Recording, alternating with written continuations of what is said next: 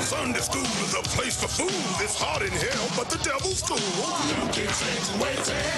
Don't keep Satan waiting. So don't just sit there, join the club. Sell your soul to Beelzebub. Hello everyone. It is I, Count Jackula, your favorite satanic streamer, here once again for another Satanic Sunday. It is sundown. I have my coffee. I have my cigarettes. Things seem to be going well. I see King of the Fat, George Version, Catherine, Zevon, and are in the chat. How is everybody? Hopefully you're all good. Terror Death, good to meet you. Yeah, how are things in the Circle of Hell, which is Florida? You don't technically have to answer. I know it's bad. But if you want to give unpleasant details, feel free. As you can see, we have a donation bar here because I had a little car trouble and had a lot of unexpected expenses because my tire and then spare tire blew. That is awesome. I do have, my car is now running. I do have a new tire and a new wheel, which I needed due to everything that happened. So I am not stuck with an inoperable car. I'm just dealing with a reeling bank account. So if you want to help out, please do. If you can't, don't worry about it. We're looking for some, like someone with deep pockets. You know, with pocket to spare.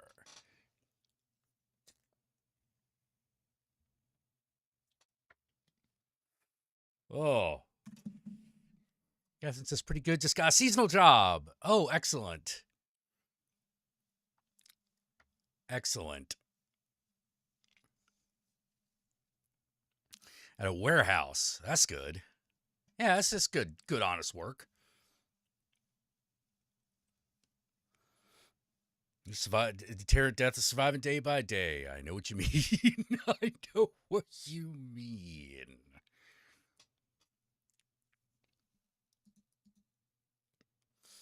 Good gravy.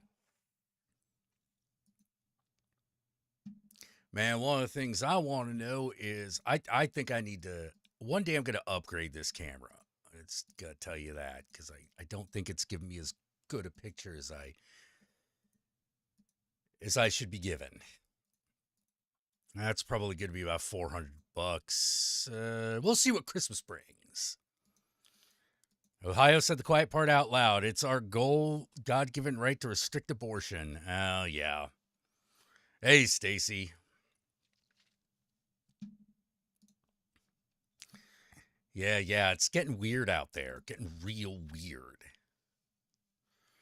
A re-rise of religious fascism.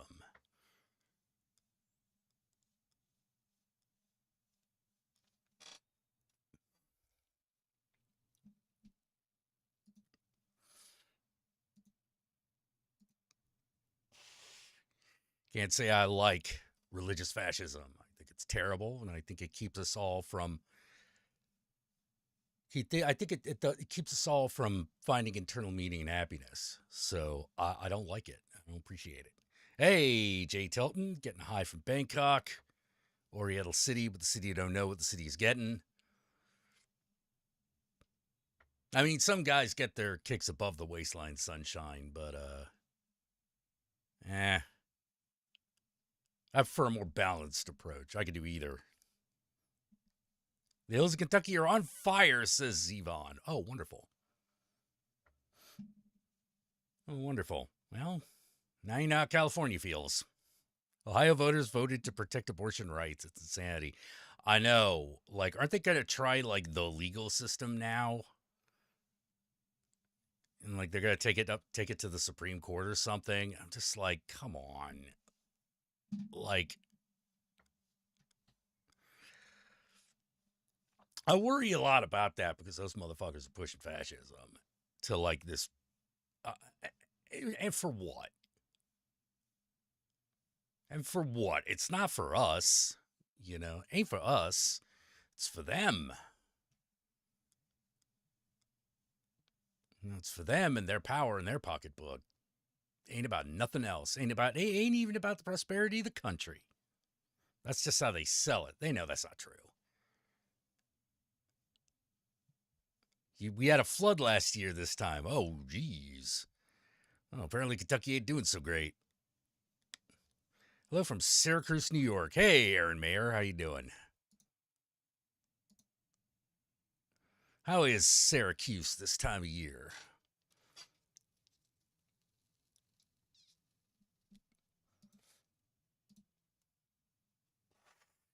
Stacey says Ohio is starting to remove judges who do not support the forced birth agenda.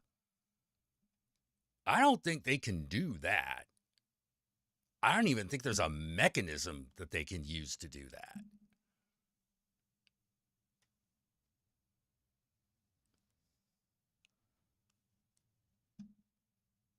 Is there? I don't think there is. I think a judge just serves their term and that's it. You know?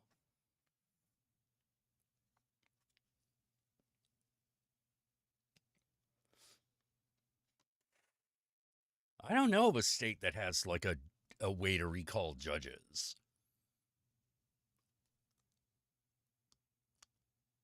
Would kind of defeat the purpose.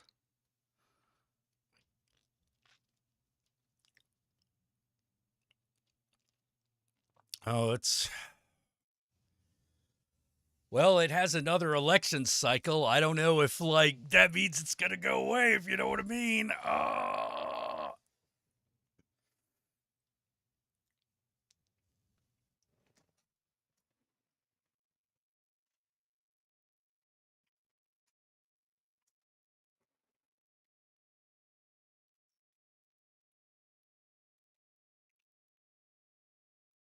You know, that's why this election cycle is so fucking important. I know a lot of people are like, oh, I'm not gonna vote Democrat. Well, then fuck you. You know, like, come on, man. I gotta say, voting for the last two evils should be real simple when one of them is death or gruel. It's like, we'll just give you gruel. We'll give you scraps off the table. The other one is like, yeah, we'll make it illegal for you to be a person.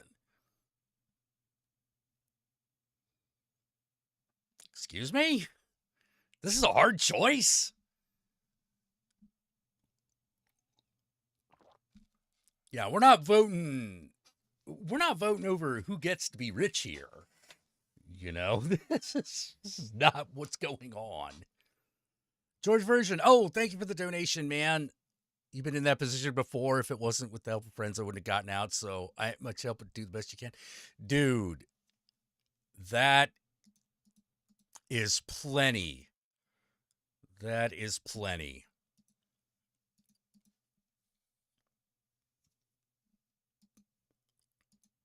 Now,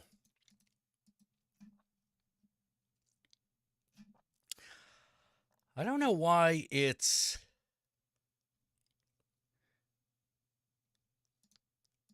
Let me see, though. I might need to reset this. No. Settings. There we go. Jeez. Save settings. What the fuck? Come on, donation bar. Don't give me crap. Don't take away $40. What is this?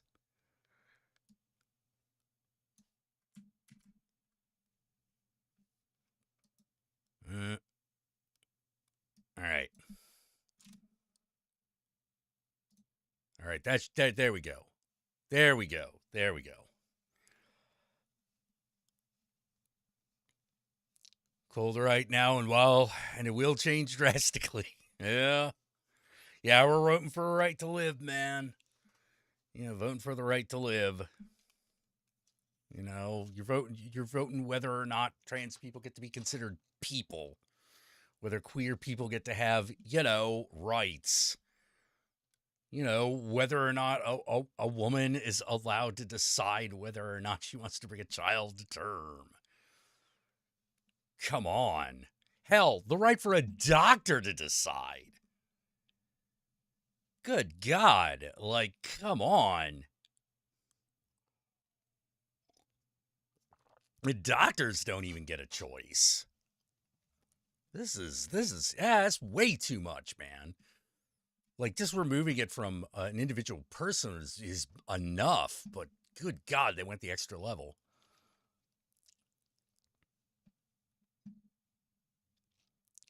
Remove abortion is something the judges have a say over. That's so beyond unconstitutional.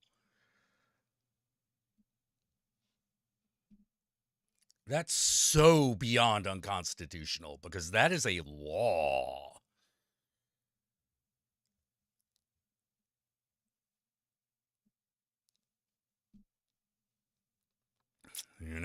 I don't know if they can do that.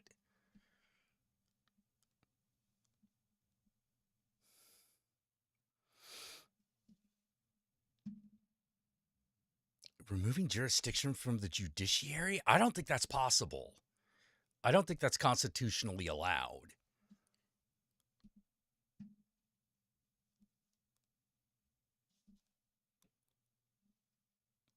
Like, they would have to make it the best they could do, I think, is to say that the judiciary can have no influence over the budgeting of such things. But here's the thing, it already doesn't.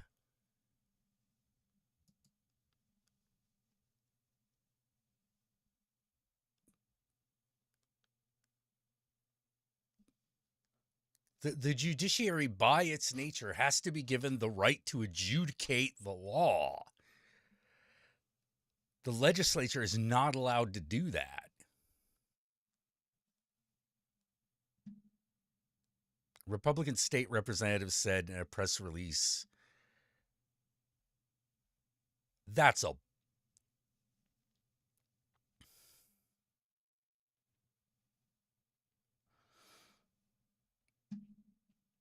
Wow. Like, if somehow they get away with that, yeah, that's the end of democracy in Ohio.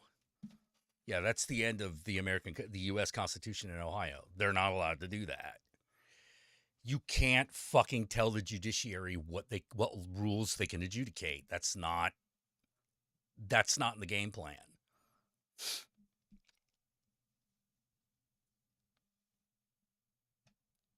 Because who are you going to get to enforce it?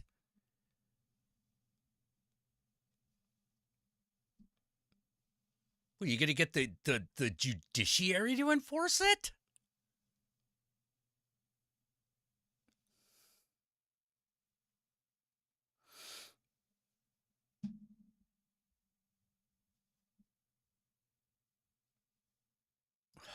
I mean, like, even if the legislature and the executive branch gang up on the judiciary like that, I don't think that you're allowed to directly prevent the judiciary from performing its function.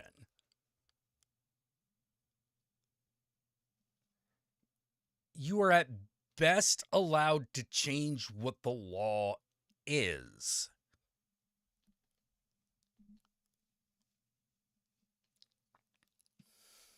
Yeah, that's beyond insane. That's that's completely unconstitutional.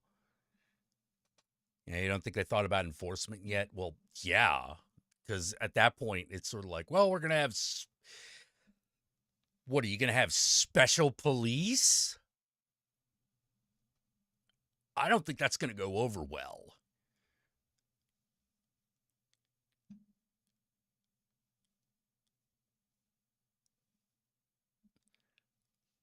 Like, at that point, I believe someone's allowed to sue the legislature.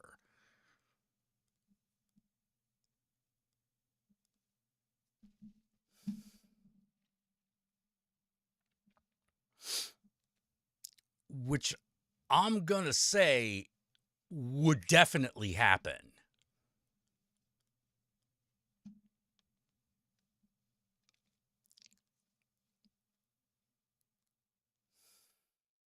There's no way that flies.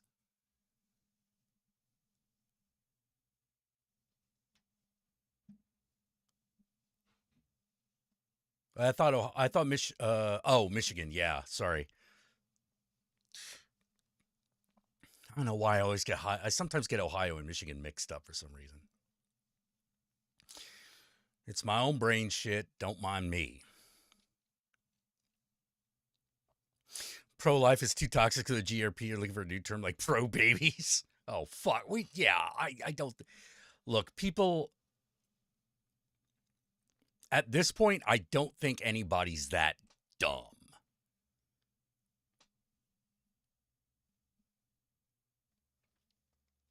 You know, you've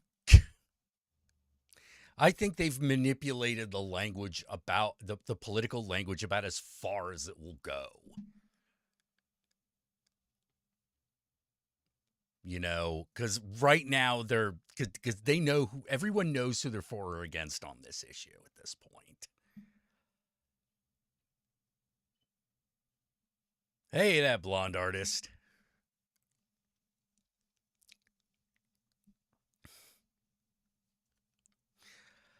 Man, if some of you follow me on Twitter or Blue Sky, you may have noticed that I've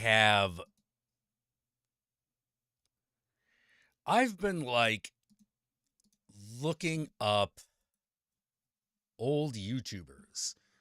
Some of which I've worked with, but most of whom I didn't. You know, we're talking about guys who are like way above my pay grade. Like hell, way above Channel Awesome's pay grade for that matter.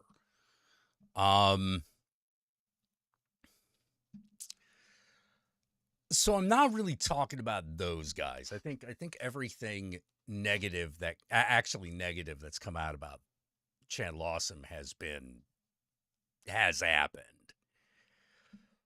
But some of the others, like, you know, Boogie 9288 to Buscus, Illuminati, fucking, yeah, people like that. Holy hell. Like, I backed off YouTube and just stopped watching everybody. So I had no idea how fucking insane and drama-filled the collapse of those people's popularity was. Because I was just like, yeah, done with this. I don't need to fucking watch this no more.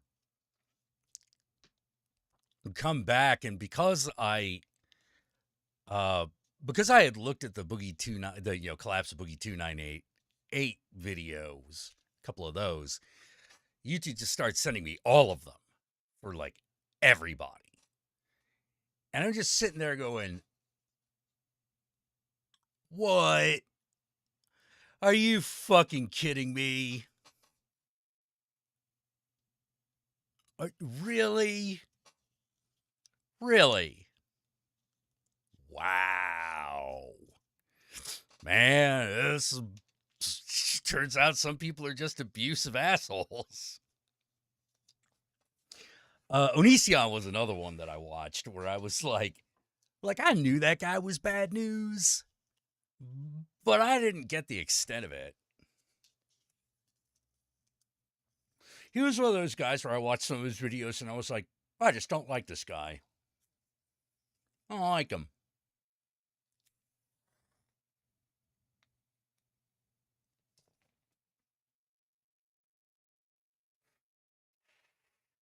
Strikes me as a piece of shit. Well, that was lowballing it,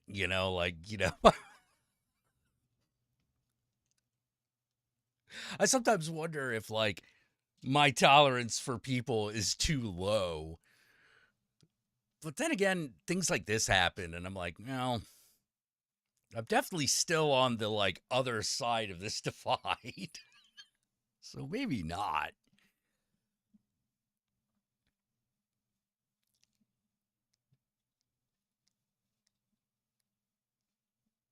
I don't know. I don't really have a word for beneath a piece of shit.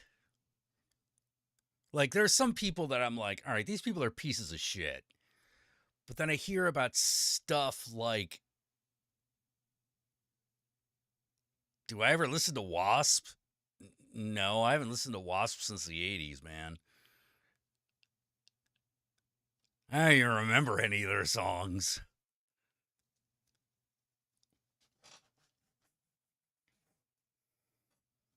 Could be worse. I mean, like, they're not Striper or anything, like that band was terrible.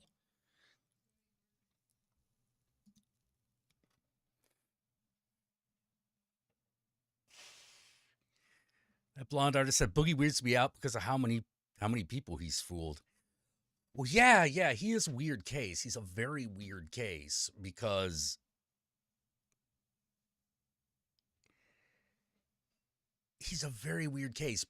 he's so self-deprecating and so sad. Glob of schmegma, is that below piece of shit? Ooh, I don't know.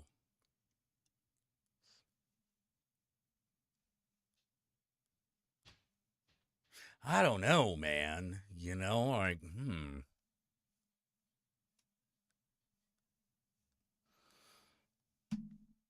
But yeah, I've been realizing my degrees of, like, awful people. Like, I don't have enough categories for this. Did you ever watch Never Hike Alone 2? I haven't.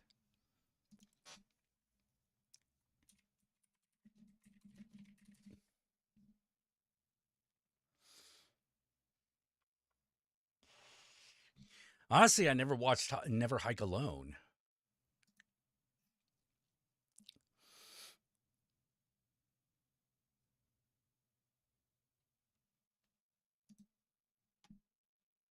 Jizz crusted hand towel. Douche canoe.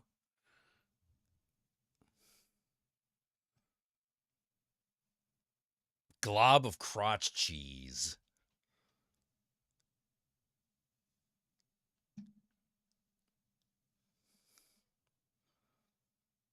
Yeah. Yeah. Yeah. I'll see how those work. I like glob of crotch cheese.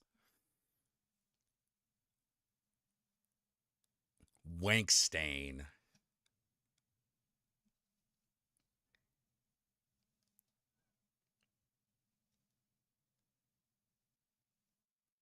Wank stain comes off to me a little bit like putz. Which is a specific type of asshole. Which is a useless prick. Because that's what putz means, useless prick. Schmuck means prick that's in the way.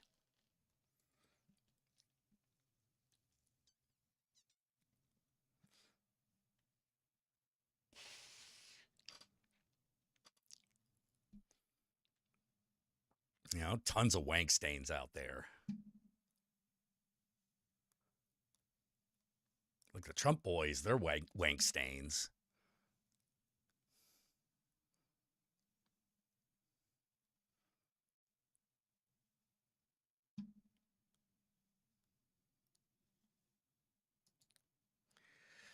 Man, the other thing about Boogie that I just can't quite get over, that I find myself going, is like, yo, I get it. I get it. Boy, got a weight problem. You know, like that's a hard thing to get over. But dude, watching that fucking documentary and seeing how he eats, it's like, dude, I you need to start trying. You need to start trying, man. But then again, when it comes to women, you're such a creepy weirdo.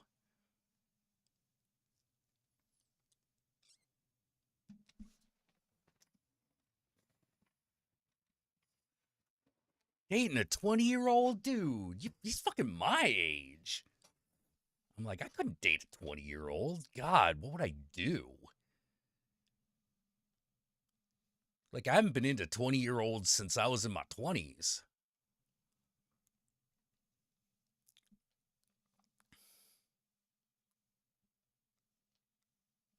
Yeah, he wants a silver bullet. And it's like, no, ain't gonna be no silver bullet, boy. You're just gonna have to keep on keeping on. I don't know if I don't think he's gonna make it.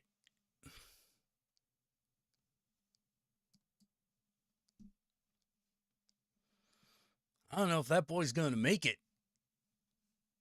And another thing that's real common among these people, among these guys, is trying to hold on to the glory of the past, which I'm like, well, I get the desire, man, because those are the golden years. You know, like everything was awesome. You know, everything was coming up you. I get it. But gotta move on, dude. Like I felt myself like losing my mind to like fighting with the algorithm and chasing popularity. So, you know what I did? I quit. I stopped. I stopped because it wasn't.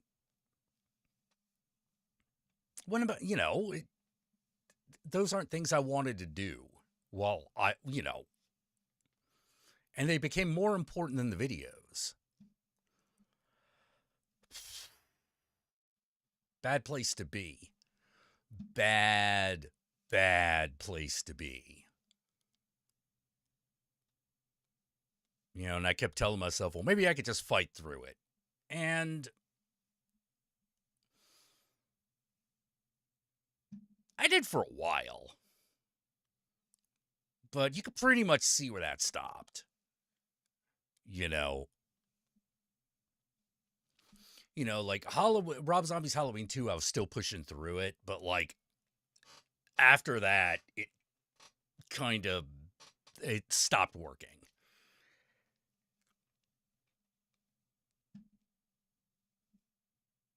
And I hadn't really gotten, and as far as video production is concerned, like I haven't gotten that, I didn't get that magic back, not yet.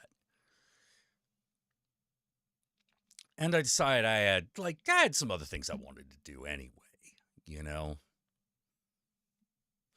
Not gonna lie, best part was being recognized at a horror convention. That was the best part of the job. That was cool.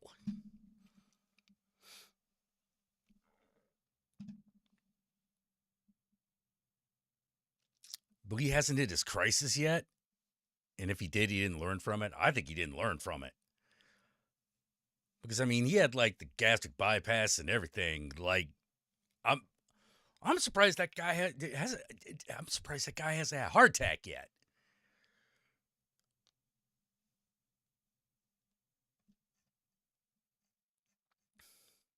Every YouTuber reads ad copy in the middle of their videos. Oh yeah.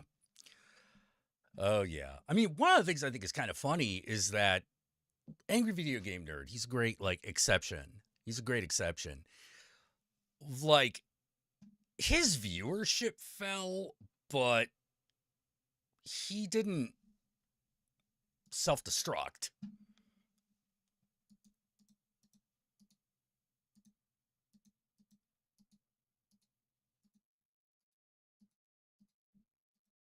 you know?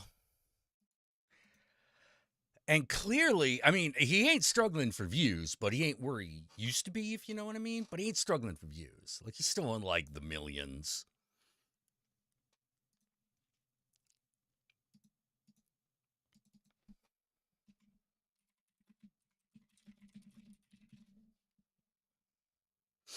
You know, let me, Oh, okay. Like, yeah, he's still in the hundreds of thousands, still occasionally millions. It's the spookiest. That's pretty good. Yeah, but most of his videos are like 150 plus K. You know, with occasionally like every couple of months one will be over like 1.2 million. So yeah, he's doing fine.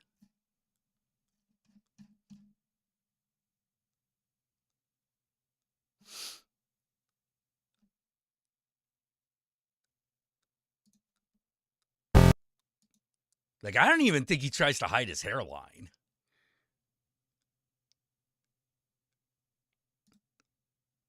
Yeah, no. He's just going bald and just living with it.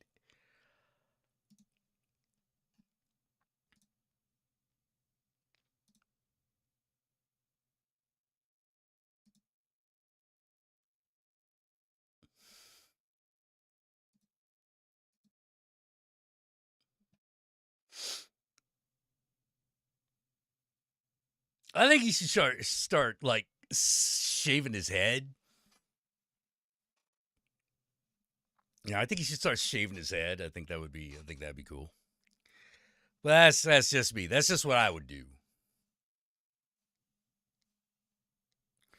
Sister-in-law had a gastric sleeve, and it doesn't last long if you don't follow the diet. I know.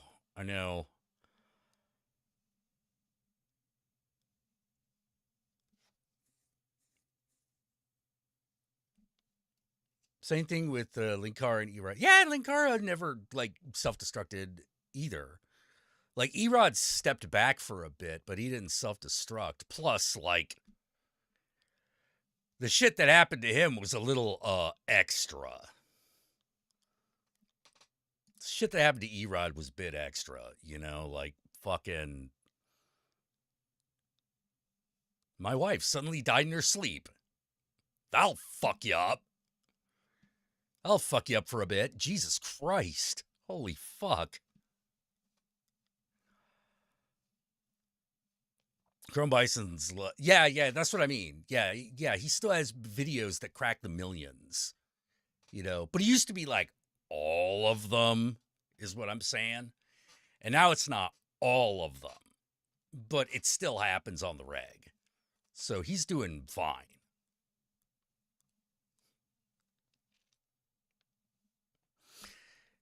You know, but I thought it was really funny. I was like, AVGN didn't have like a spectacular meltdown. He just like kept keeping on. Yeah, I'm also amazed that Erod like kept doing things after that. I probably would have been out.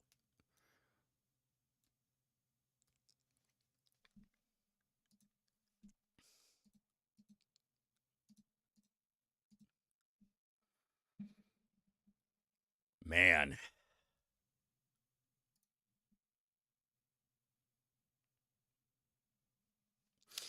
Oh, looks like looks like Gory's fucking also streaming right now. Sad what happened to Lindsay? Why? What happened to Lindsay?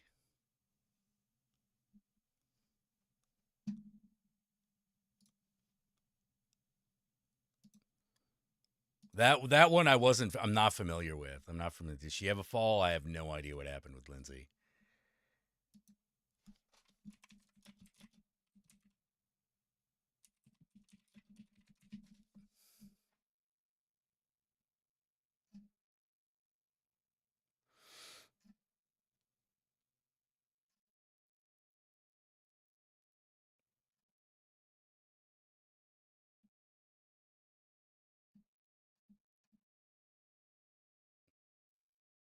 See, there's a video here that says woke mob ends Lindsay Ellis.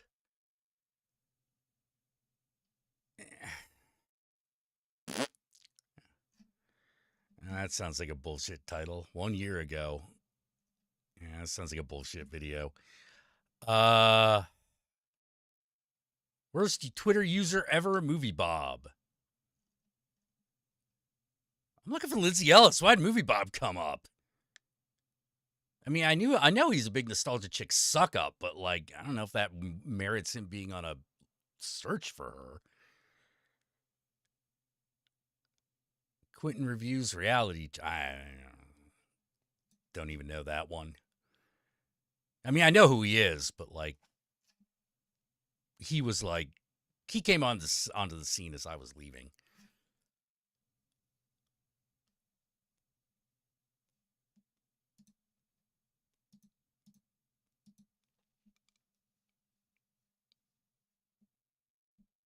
Most of the X Channel Awesome members are mostly well-adjusted people. I don't know. I don't know if I go that far.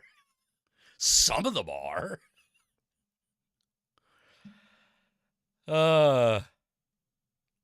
She pretty much got pitchforked off of YouTube because of a review of Rhea. Oh, that.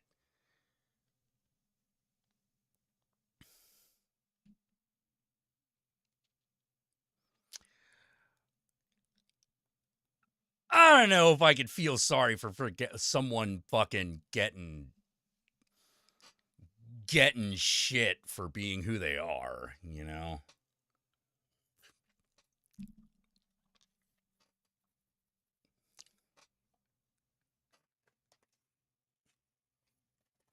That was one of those, the apology was way worse than the offense kind of situations.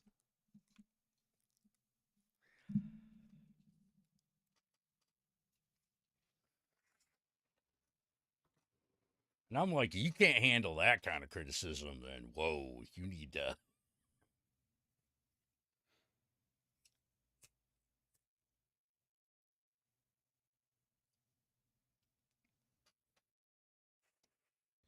No, she just had to be right. She just had to be right. And she was wrong. That's the real that was the real shit. She was wrong.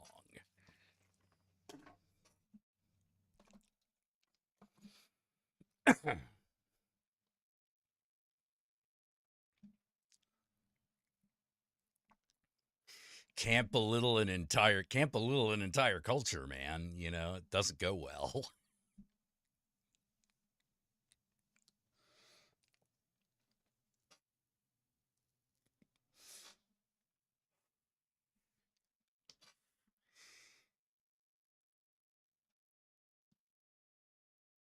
I believe it. You know, I believe that, Cody. I believe that, Venara. You know, like, yeah, it probably happened.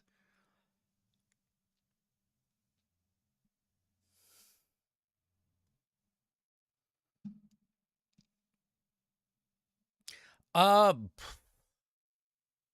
God, which one is the horror of Dracula? Hold on.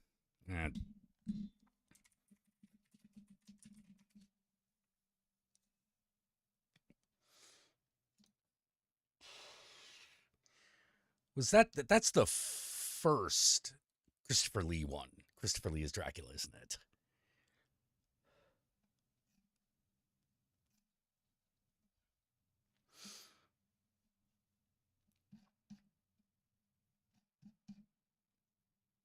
Yeah, good stuff. Yeah, I believe it was one of the first Hammers, right?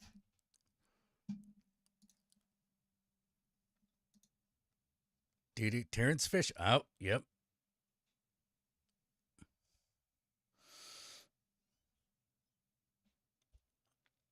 Oh no, began production at Bray Studios. Oh.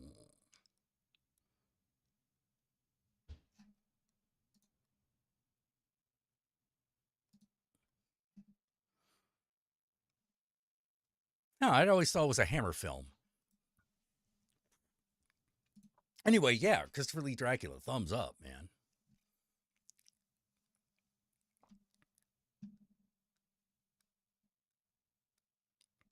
Yeah, basically what had happened was, so Rhea came out, and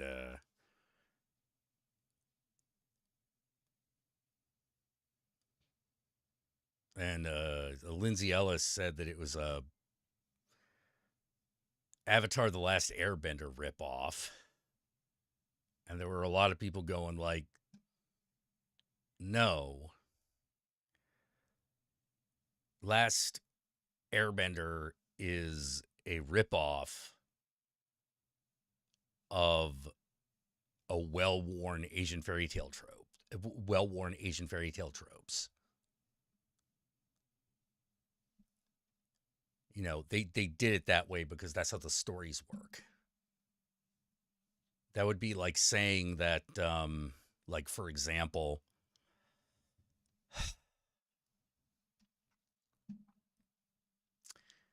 The Hateful Eight is just like a ripoff of John Wayne and True Grit. You'd be like, what? No, they're just in the same genre.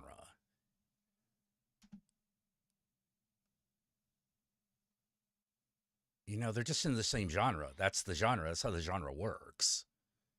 You know?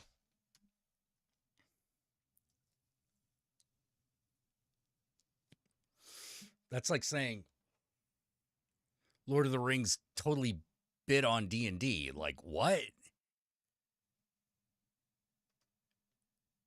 It was a sort of statement that displayed a complete ignorance of the culture the story was coming from. And people tried to correct her on that, and she did what she does, which is she got really defensive, and then made that apology video, which insulted everybody.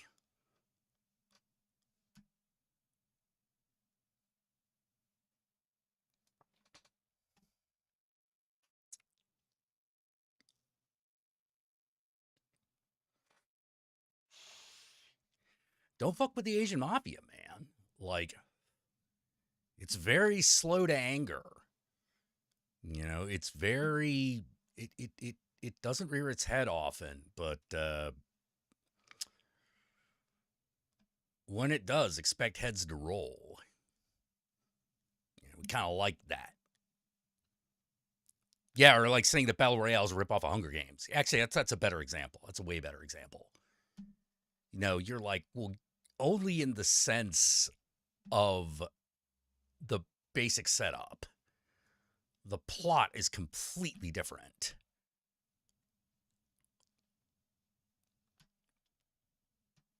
You know, you could see where the Hunger Games got stuff from Battle Royale, certainly.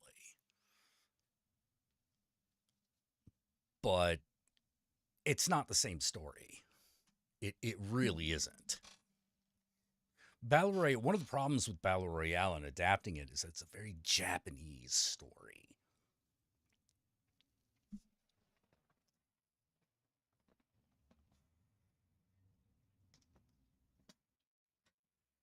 You could set it in America, but it wouldn't have the same resonance. You know, it would feel different.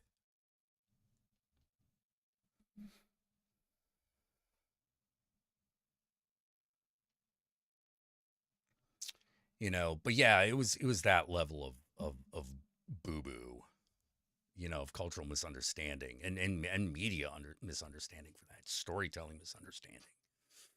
You know, whereas I saw Rhea and I was like, oh, I see exactly what we're doing. We're doing the Five Nations thing, but each of the Five Nations is actually based off an actual Asian culture much more directly than Avatar: The Last Airbender. Like Avatar: The Last Airbender, you got to read into it a little bit. You know, you can be like, oh, okay, these are Japanese, these are Chinese, these are the Indian. But with Rhea, it's just like kind of all there, you know.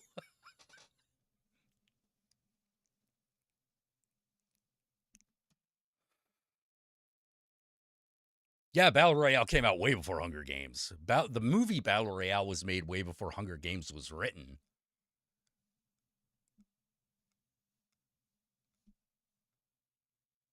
Yeah, a remake of Battle Royale probably would feel, in America, would probably feel a lot like Escape from New York. Yeah, yeah, you're probably right. Which is, you know what I mean? Like the tone would be different because the expectations of behavior would be different.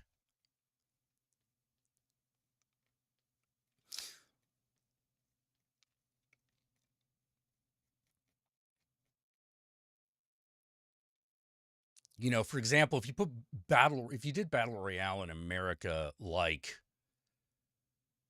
rather than everyone being on their own, they would all form gangs, or at least like the the jocks and ROTC kids would form gangs. A lot of Southeast Asians hated Rhea. Oh, I'm not surprised.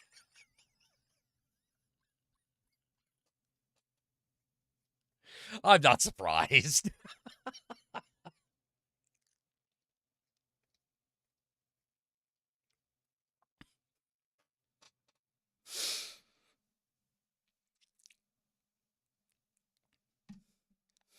Yeah, it's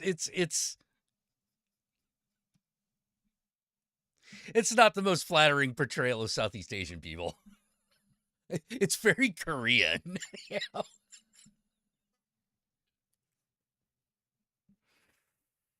Uh, it's very fancy Asian, your fancy Asians being your Chinese, your Japanese, and your Korean, or at least South Korean. And then you got what Ali Wong terms the jungle Asian, which is the Indonesian, the Thailand, the fucking Vietnamese. It applied Chinese cultural norms to a Southeast Asian setting. Yep. Yep. It sure did. Yeah.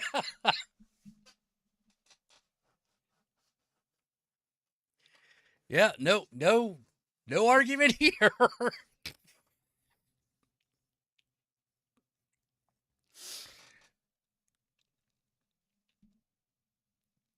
Like, yeah, when you're right, you're right.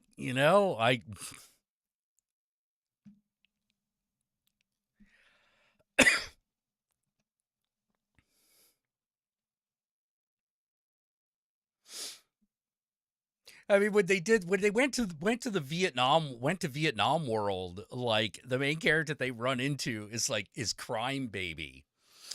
And while Crime Boss Baby is awesome, it's still sort of like like the Vietnamese knew, and the Philippines knew who they were picking on, like,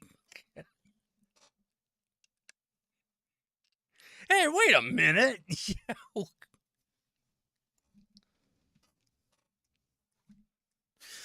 Jungles, boats, smuggling. Fuck you. We know what this is. We know what racism this is. Hey, zombie warrior.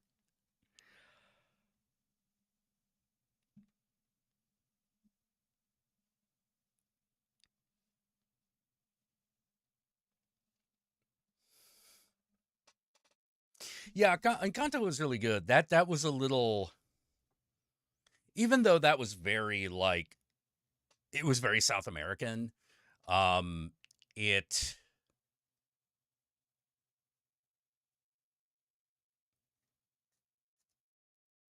its focus on the dynamics of the family is what gave it a broader appeal.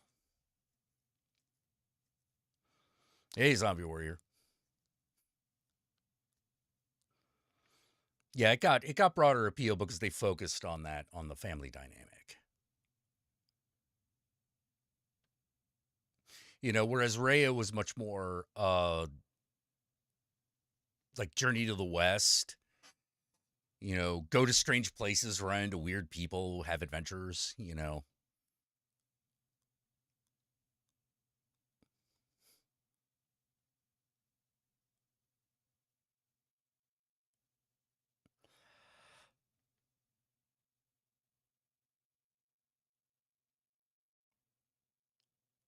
Yeah, actually there are actually some. There aren't a lot. You see them more in horror movies. Like there are a lot of Indonesian, Filipino, and like Vietnamese horror movies. Um, Some of them are good, some of them less so.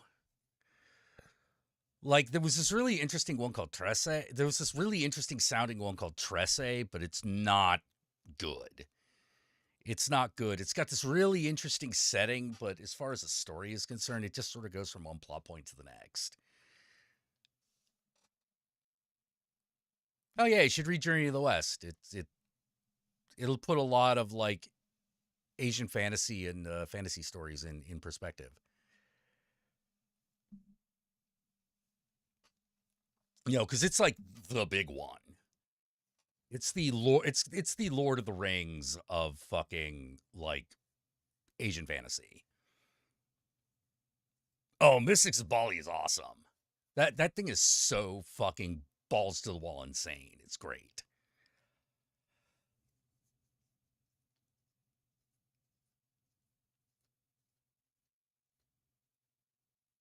Yeah, Tressa, it rushes through the plot, and you're to the point where you're just sort of like, all right, I guess this is happening now.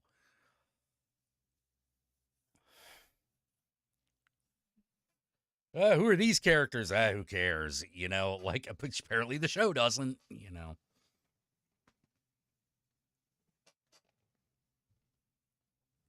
You know, it's a great example of like the plot ain't story.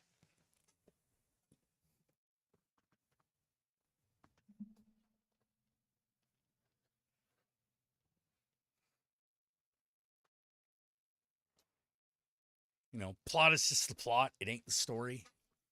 Plot's just what happens. Yeah, Dragon Ball is super inspired by Journey of the West. It's super inspired by Journey of the West. And it ain't the only anime that's like that. A lot of them are.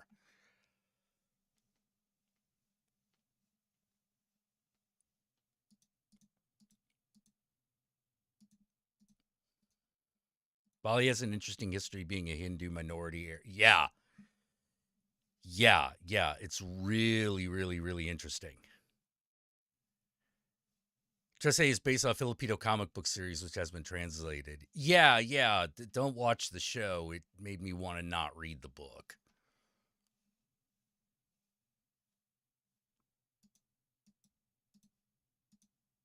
Because like a modern day a witch in modern day like supernatural Manila, that should have been right up my alley.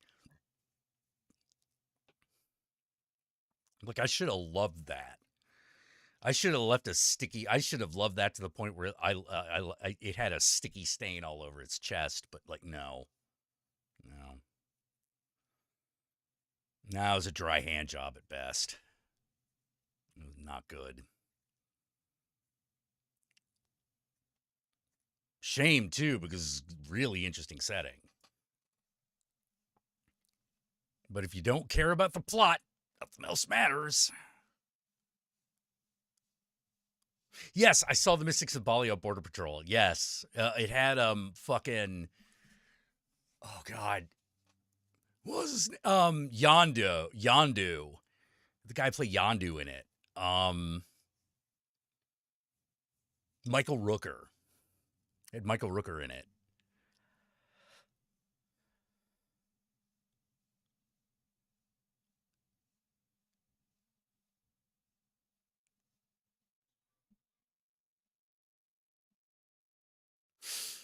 Dry handshake, no lotion, bruh. Yeah, nah, it's pretty awful.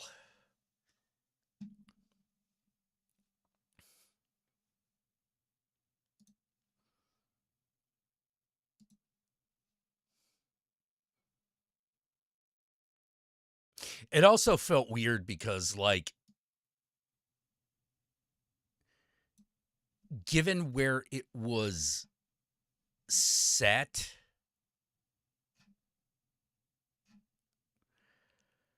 they didn't like the animation did not go into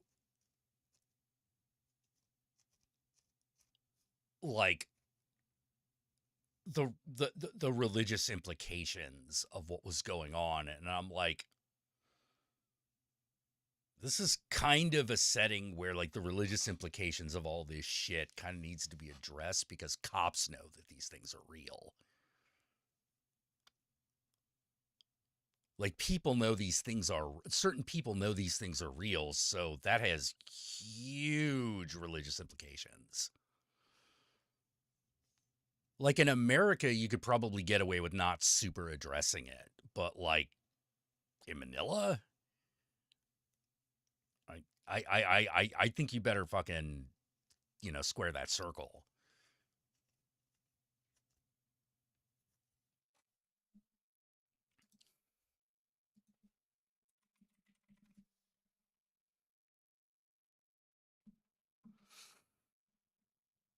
That would be like fucking doing something like that in Malaysia and not discussing its implication for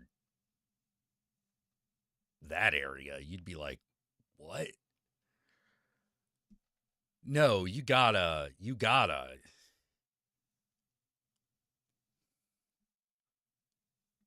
Like Japan gets away with it because like there's always some Shinto weirdness happening, so you could just say it's that.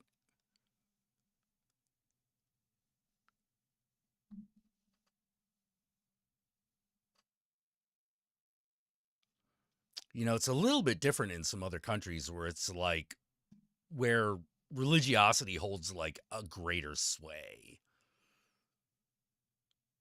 You could all, for that matter, you could do it in China easy. They'd just be like, "Oh no, an ancient legend has come true. God damn it, doors of the underworld are broken open. Shit." People are like, "Yeah, okay, yeah, that's how that happens." Like,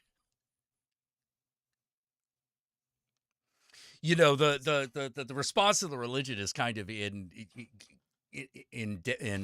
enmeshed with what the local response would be anyway. It's like we have ghosts. Okay, there's like a special squad of like Taoist priests that fucking come in and start, you know, putting the whammy on stuff. It's like, yep, mm-hmm.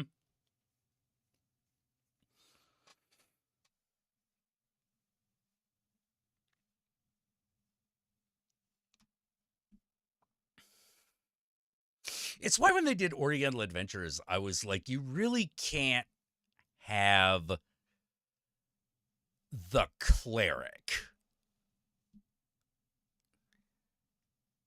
It doesn't really work that way.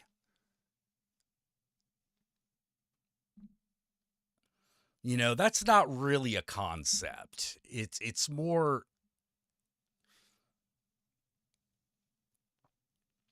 it would be more like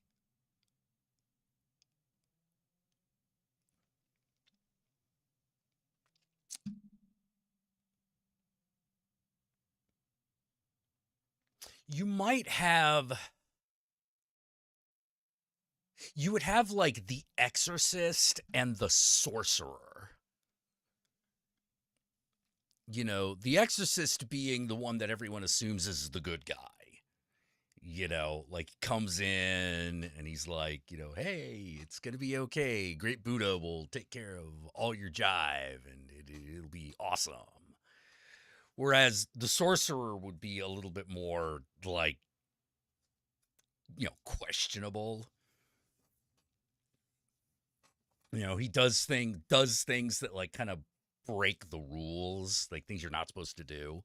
Dabbles in dark magic. Dark magic meaning like he has like ghost servants and shit. And everybody be like, oh, I don't know about him. Like he's a little sketchy. So like the divide would really be closer to like priest and warlock. Yeah, doors to the underworld busted open. Must be a Tuesday. Yeah, exactly.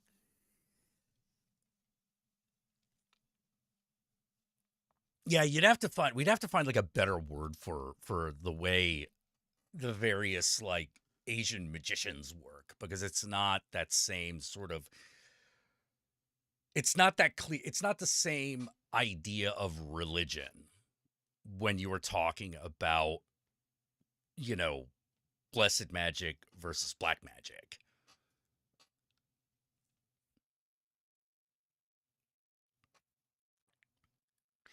You know, the one thing that would be the same though is that one would pray and the other one would be considered a little shifty. You know, like a great example would be like Egg Shen. Egg Shen, even though he is a good magician, he's still shifty. You know, he's still a good guy, but there's still this sort of like the, the, he's got black magic powers, man, you know. He's still kind of questionable.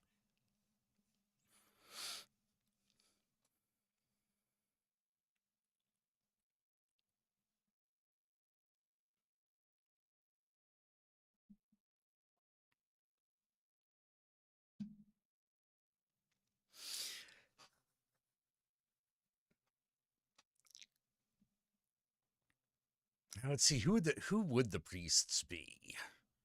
Do you have them?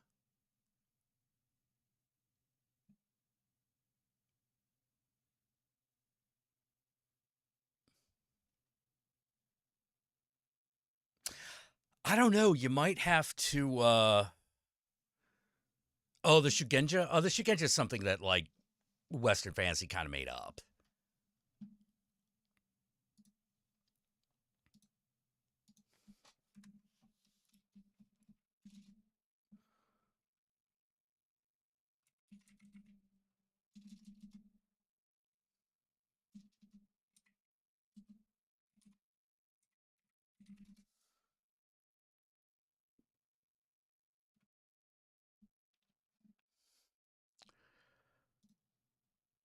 You know, maybe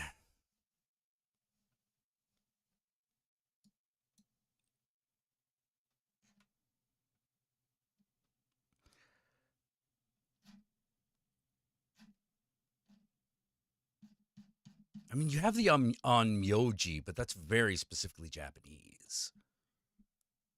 Hey, you could probably make a class out of that anyway. Just be like, okay, yeah, these guys are just kind of Japanese.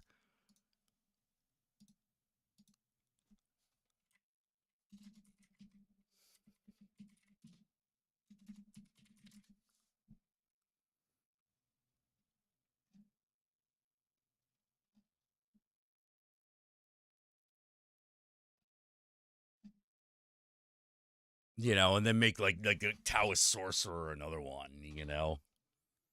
And make them like,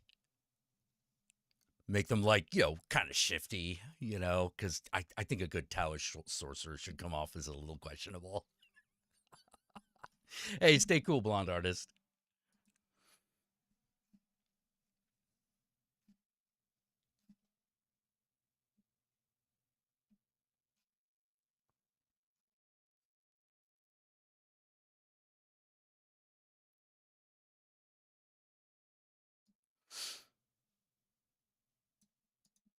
You know, they all gotta have like weird ways of explaining their technique. Like I, you know,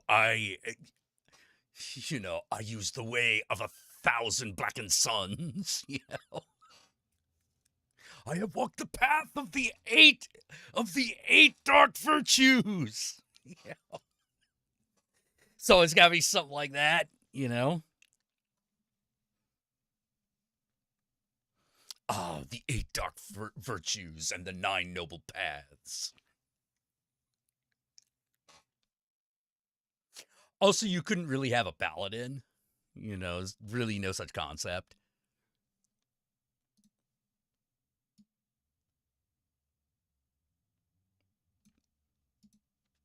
You know, Asia doesn't really have crusaders. Barbarians you could have, like that's Mongols. You know, I think you would have to switch it around a little bit, you know, to make it a little more culturally relevant, but like that would not be that very hard.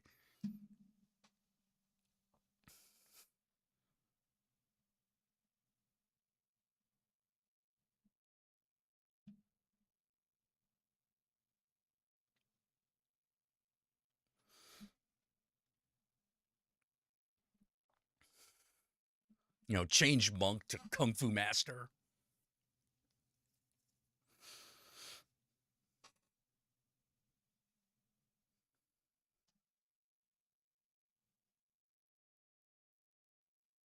Wait, I know what you do with a cleric, the Buddhist missionary.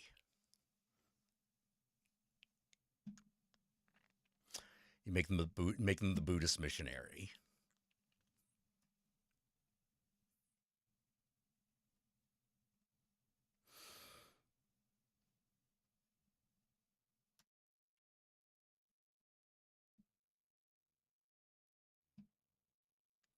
A samurai, I'm like the fictional version of the samurai.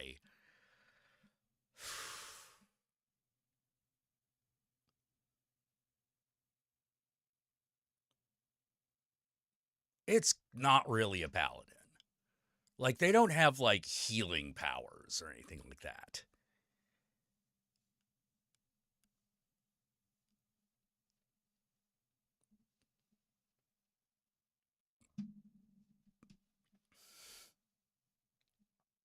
Yeah. That should be the big thing with the wizard is the elixir of immortality.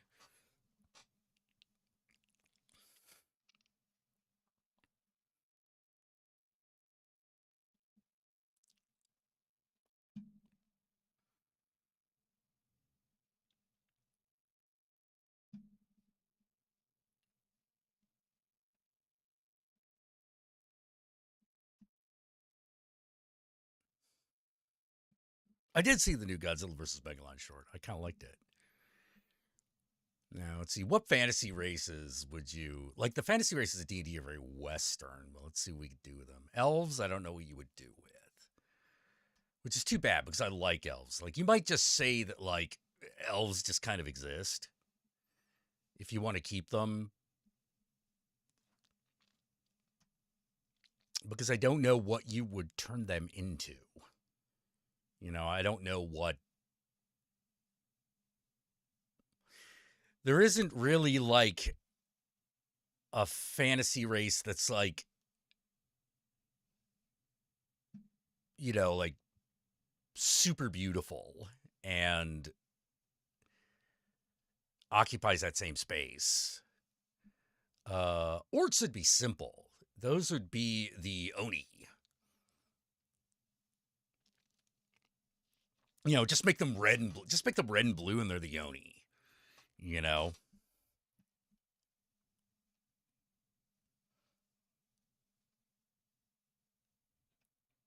Let's see what else.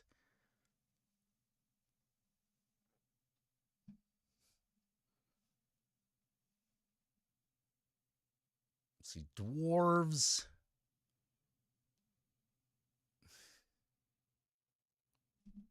There's the Kubakuro, but like...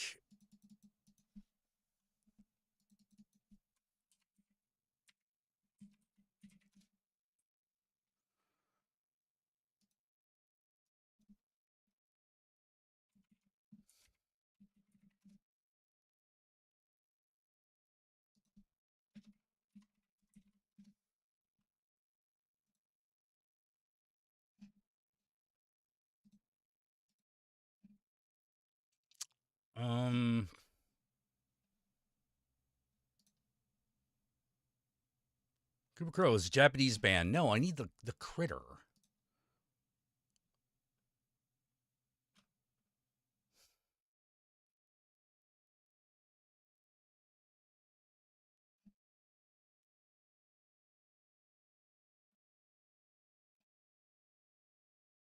Huh.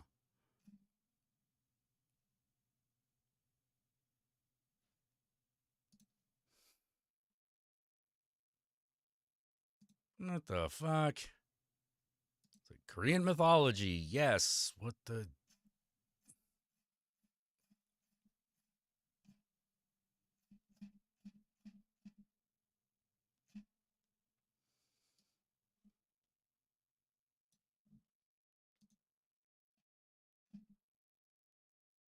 Really?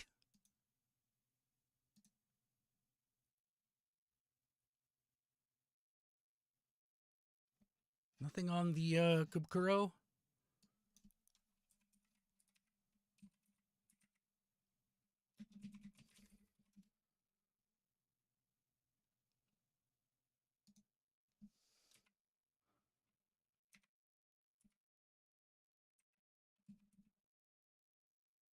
Oh,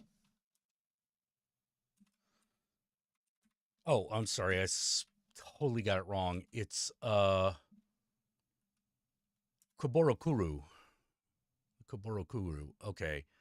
So, where is that?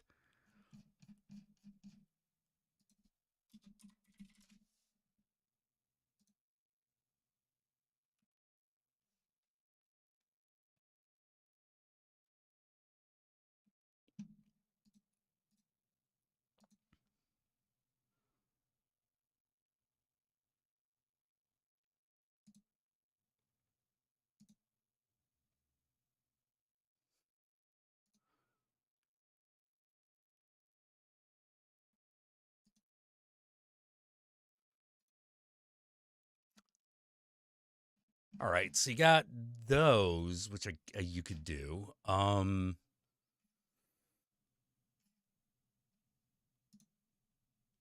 Hmm. Oh, Kappa. Yeah, that could be a cool one.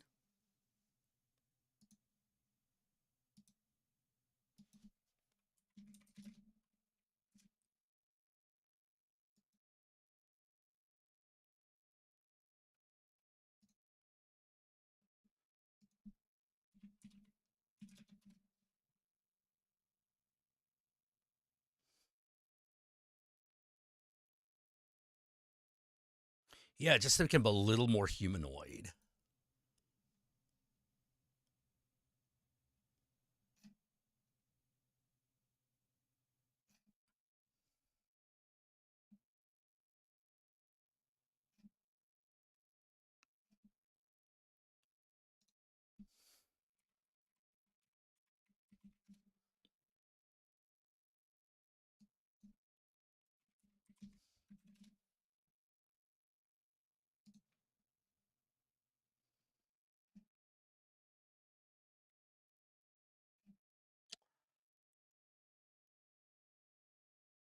Probably also the Kenku or the is it the Kenku or the hmm. No way, I don't think it's Kenku. It's Kenku is a D&D monster based off of a mythological creature called the Tengu.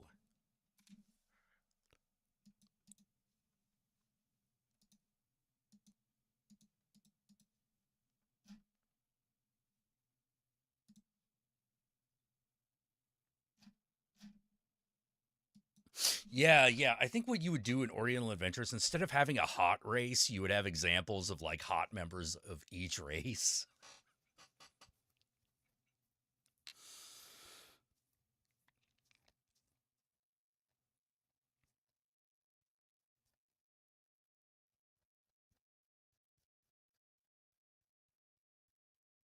You know.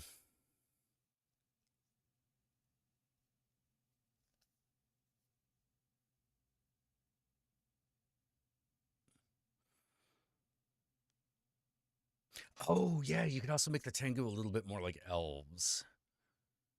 Yeah.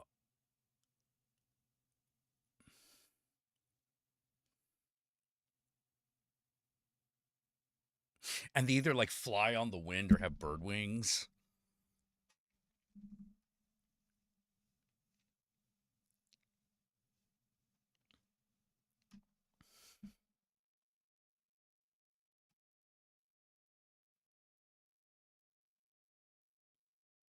Yeah, you'd be bringing in a lot of Japan, but like, yeah, whatever, you know?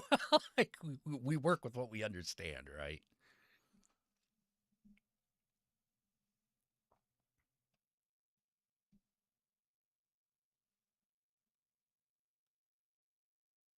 Ooh, another form of cleric would be the prophetess or the soothsayer.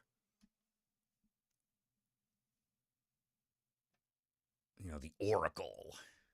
You know, the one who sees the future. Because that's a big deal. Because that's a big deal in those stories. That's a big deal in the mythology, having the power of prophecy.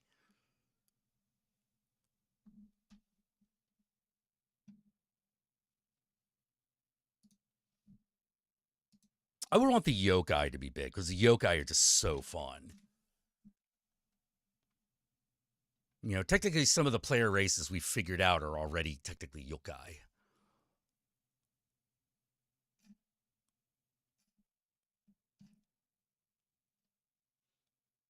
You know, we could just go with that for that matter.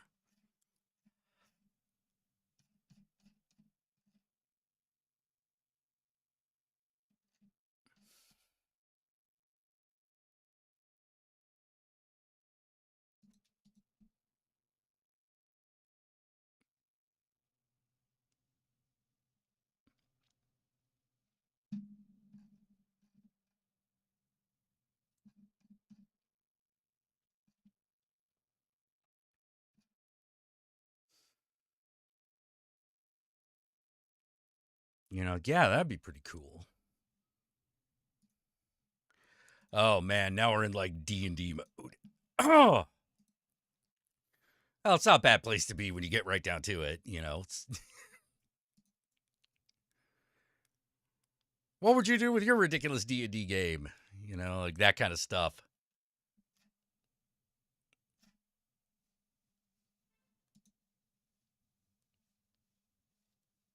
God, I forget who it was. It was someone on the stream who was going over this one rule change they made to the D&D fighter, which was super cool.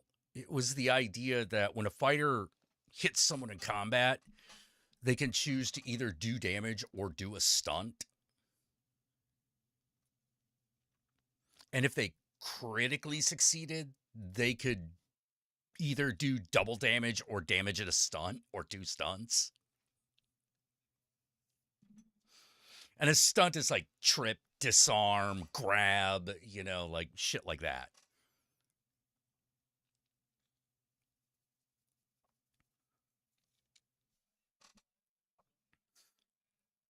You know, as opposed to fucking like each one of those moves having its own mechanic. It just, the fighter just uses the same mechanic for all of them.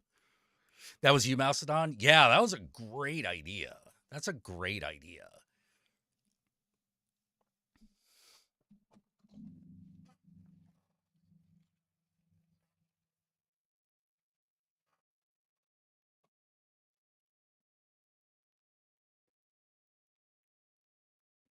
You know, so the fighters, like, kind of one of the fighters' big things is that they get to say, I do this, basically.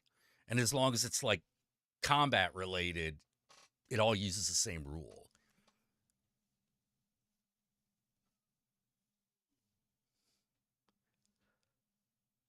You can't get up, you have a cat on your lap, and sitting paralyzed because someone had. Quick, we need you. I cannot. The cat is on my lap. The cat gods have spoken.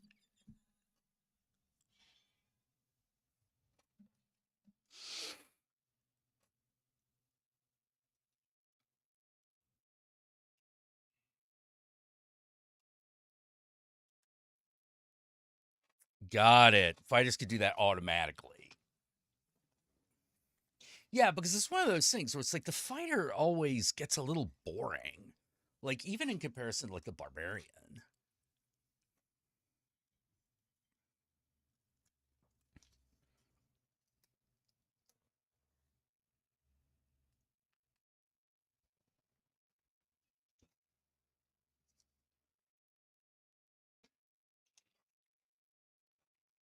Yeah, and it always felt like at upper levels, fighter is a real afterthought, you know? Yeah, the upper levels of fighter are real afterthoughts, you know, and you're like, oh, can I do something awesome?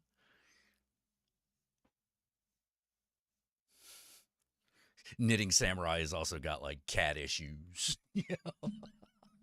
Oh no, and they're kittens. Oh, that's worse. It's a kitten. It mews at you. What do you do?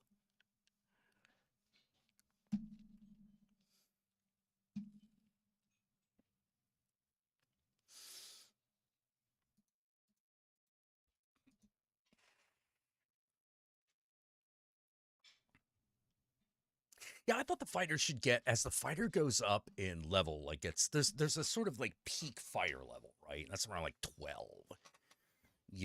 At that point, everything you get afterwards, almost no matter what you are, just kind of doesn't matter. Because you hit all the time anyway. And it feels like we're just fucking around. Like, maybe the fighter at upper levels should have abilities that aid the party. Like, you're within 5 feet of the fighter, you just get +1.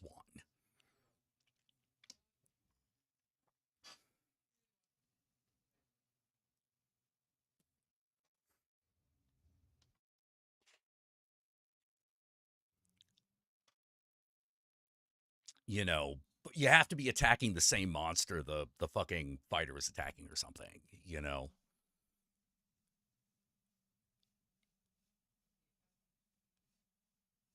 Or you get like a small damage bonus. That might be easier.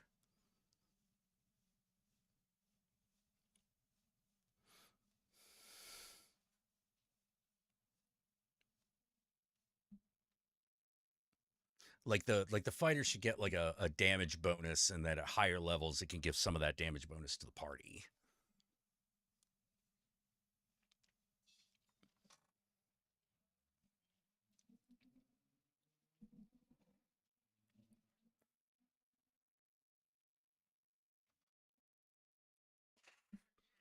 A zine called fancy called Black Pudding. Huh.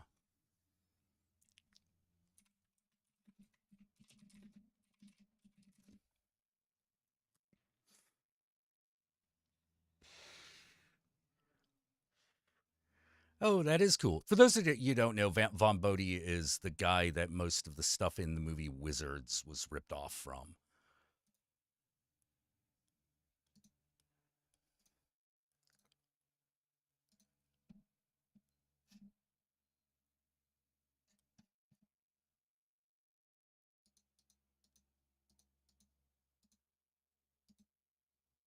Huh.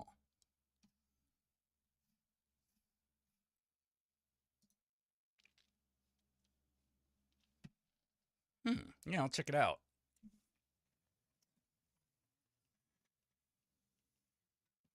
Yeah, that sounds cool.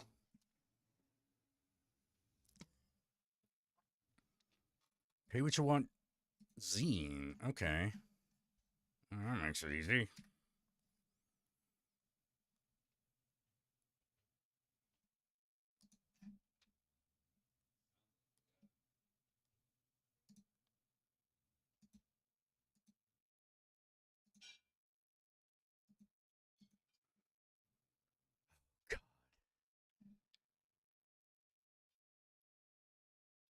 Wow, was Trick or Treat really 9 years ago? Fuck, dude. Rob Zombie's Halloween 2 was 7. Fuck.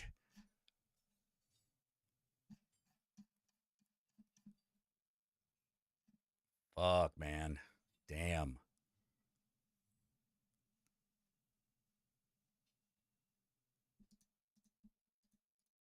Yeah, Von Bodie's was his work was pretty good. In fact, his work is actually very important, very seminal to the 60s underground.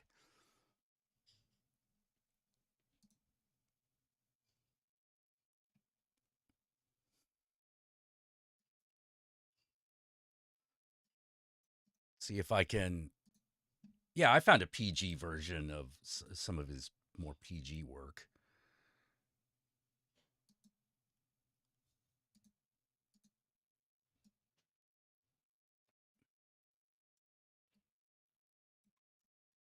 Let's get up here.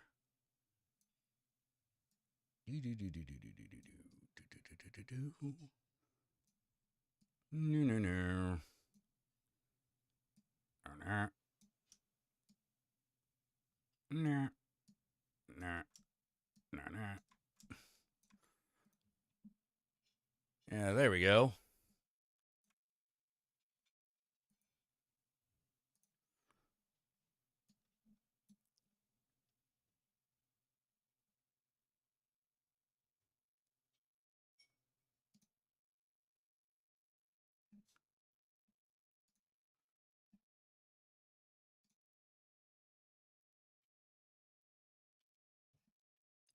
Yeah, you can also tell that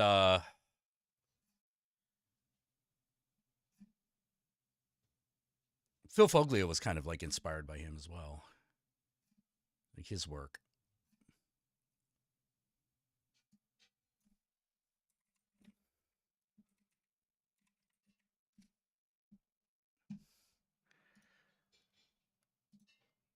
You know, that's Phil Foglio.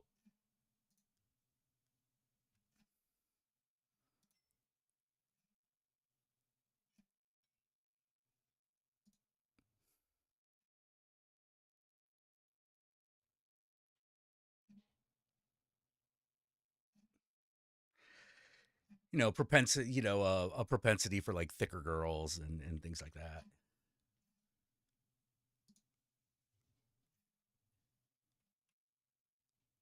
Also, weird little critters.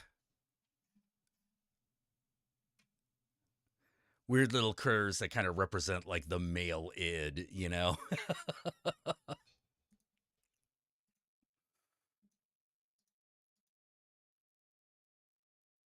Yes. Yeah. Right, Mouse. Correct, Mouse. And there are also a lot of graffiti artists who were inspired by Von Bodie.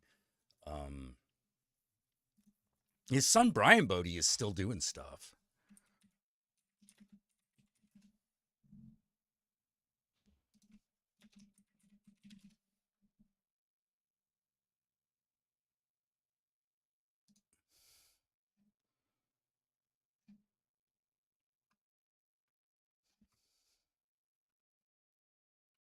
In fact, Brian Bodie was like what one of the things that's interesting about Brian Bodie is that he was involved in the Teenage Mutant Ninja Turtles empire.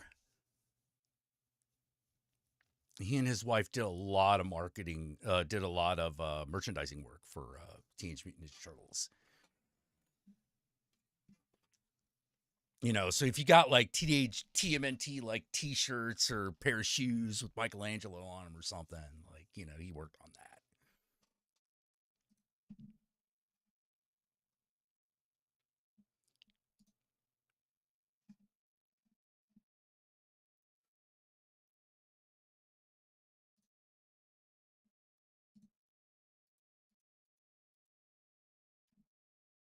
Yeah, Von Bodie inspired tags in the early '80s. Oh yeah, oh yeah, oh yeah, definitely, fucking definitely.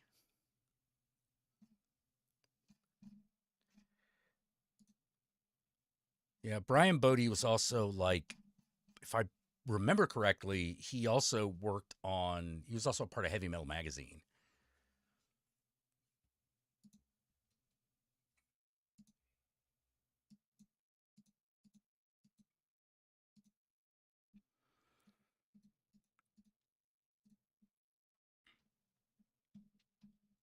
Yeah, he did a lot of the.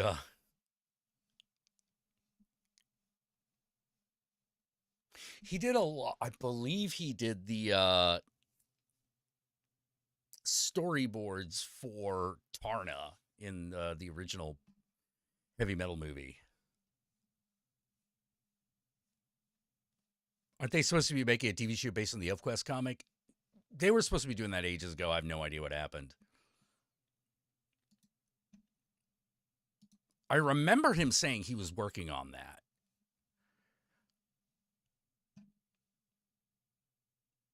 But that was so long ago, I'm assuming it just evaporated. Like that was back in the early days of Netflix when they were starting to do the original content.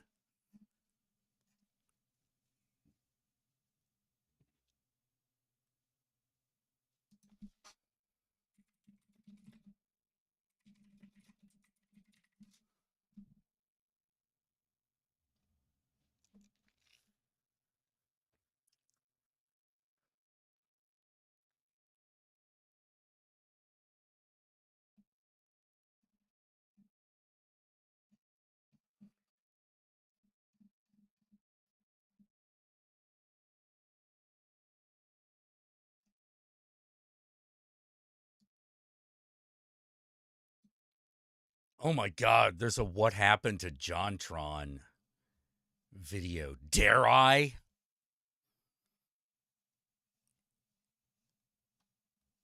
Dare I?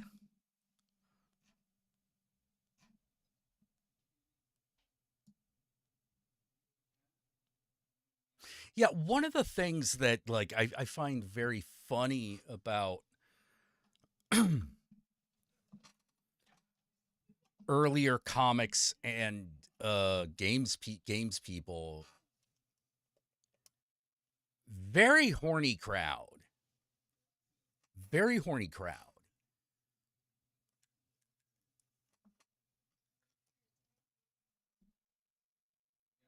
Oh, I'm seeing some pain here. Oh, I'm seeing some pain. I'm thinking we should. This one's only like 14 minutes, so it's not that long.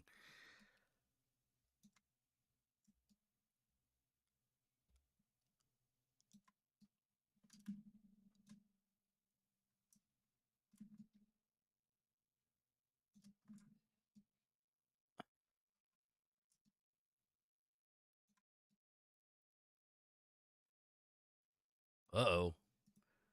What happened here? Oh, shit. We lost our... Oh, no. We lost our thing. We lost our frame.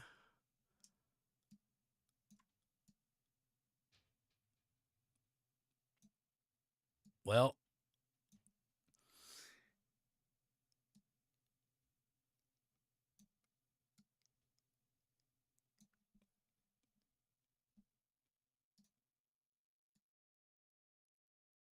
Let's see what this guy says.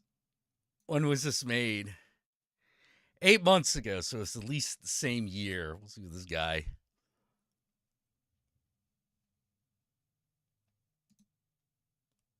This sort with these kinds of sensitive topics at hand adequately. Today we'll look at the tremendous career of John Jafari on the World Wide Web. So, I felt bad about the incident.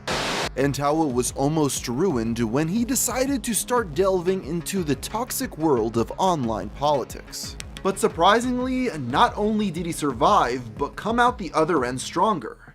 And today we'll be discussing the perseverance of JonTron.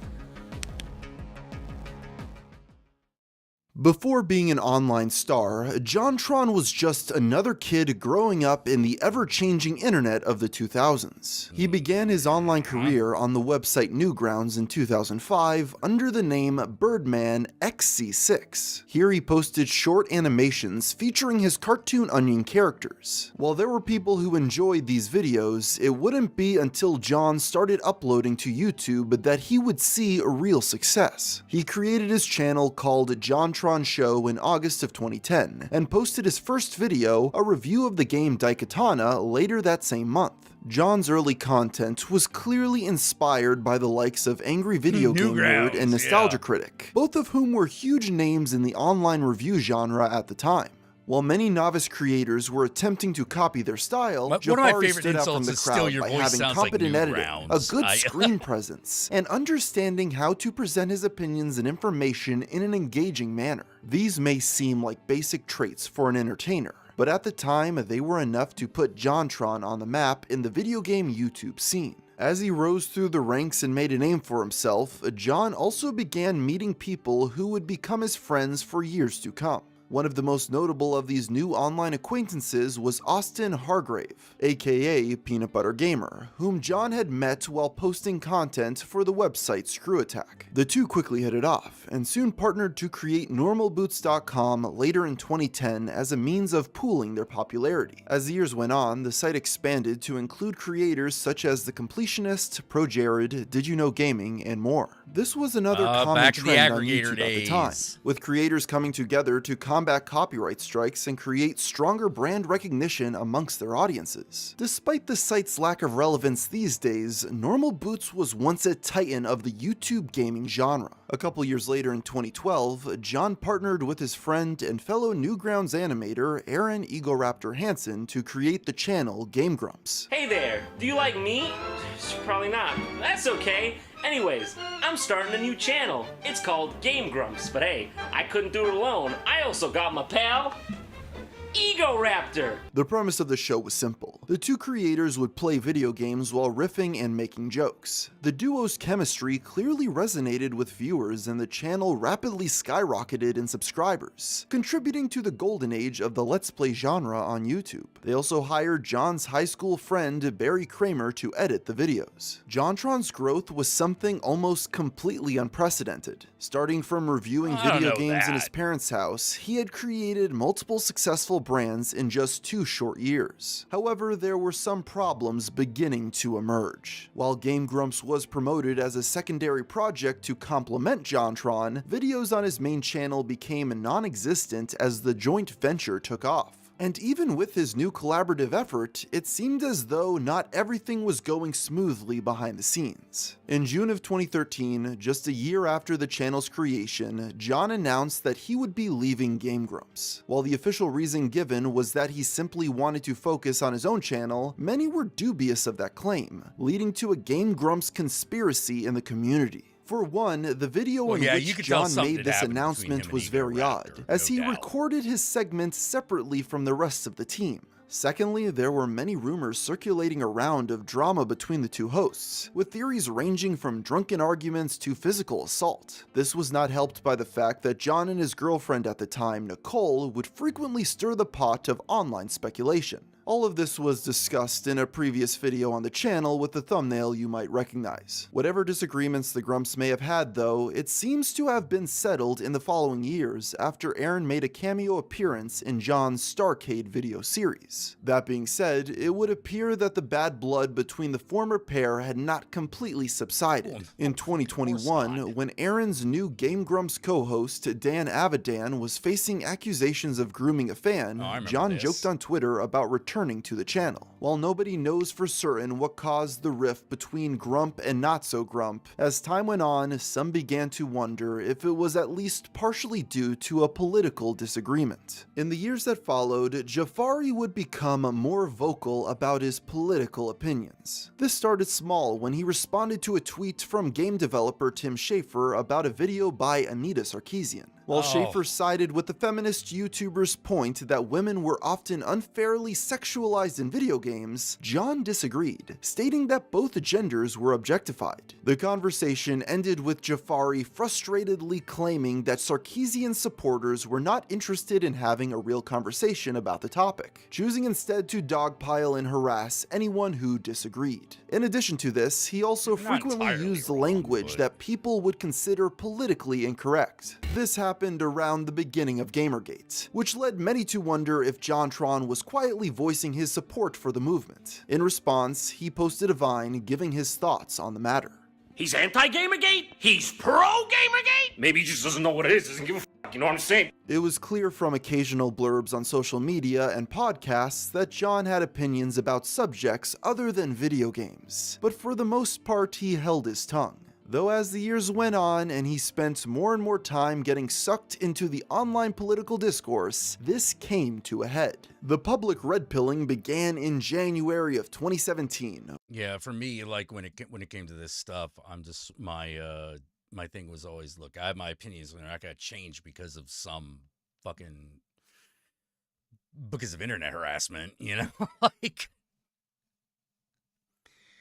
you know, that was a big thing for me. You know, it's like they don't change because of internet harassment. They change because I've changed my opinion.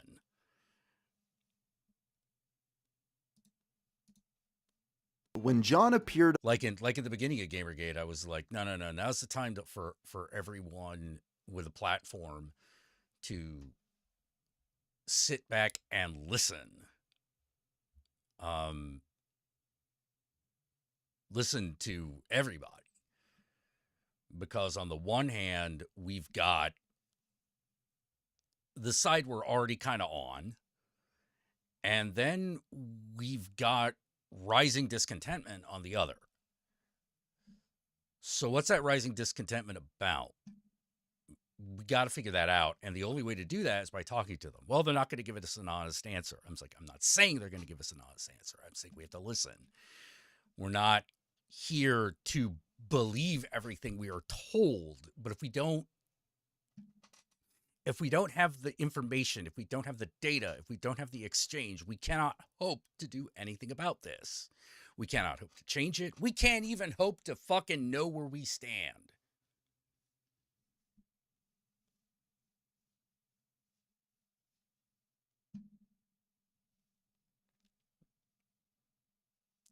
You know, few months in that changed because it was like, okay, yeah, now we're seeing what it really is.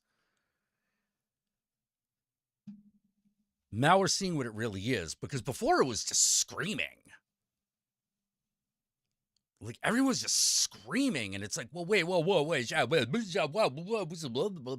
no idea what's going on. I mean, I get the fact that both sides are harassing each other. I don't get anything beyond that. Like, I can't even make a value judgment of who's doing it worse right now, because things are so loud.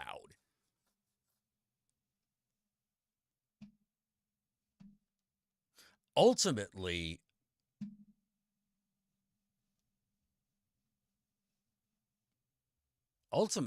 to me, the problem was this. You had a bunch of guys that were mad at girls on one hand. Not like that's something rare.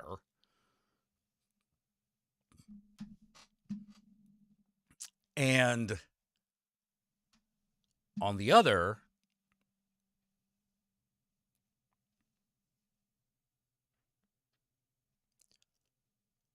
you had people who wanted to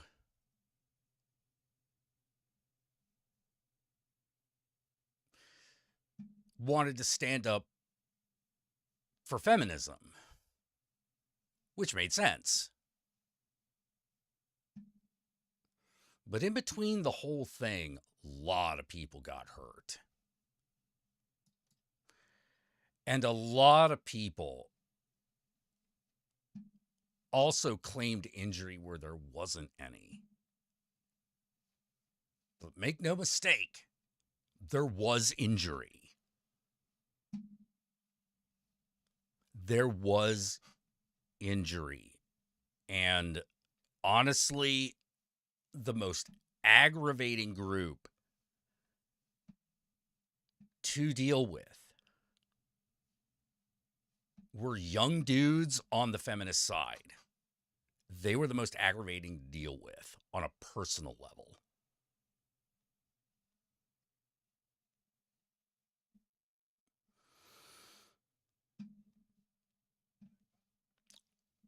Because pro Gamergate,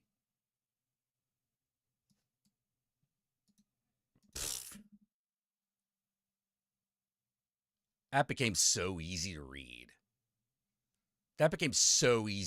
It was sort of like, yeah, let me see. Yeah, okay, yeah, all right. Yeah, I see where this is going.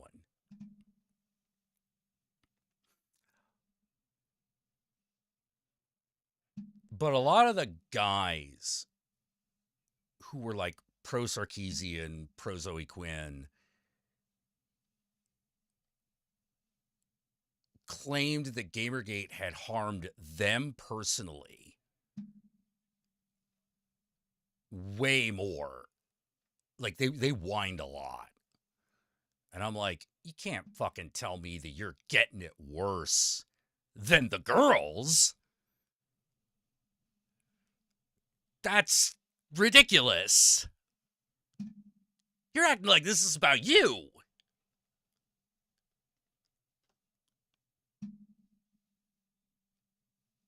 It's not about you.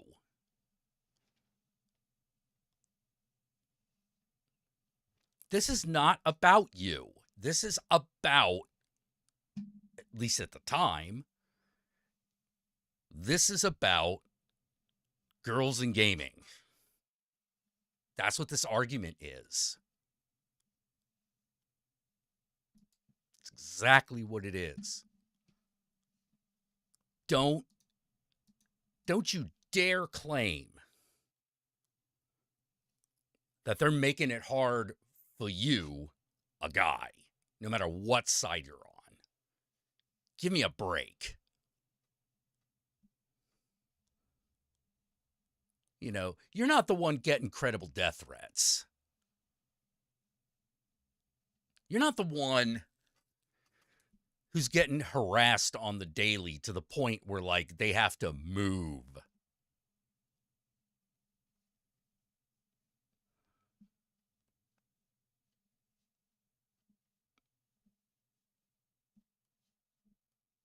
Yeah, hard to convince people there. And I was like, yeah, and it was a very strange moral panic. It was a very strange moral panic because it was a moral panic on both sides.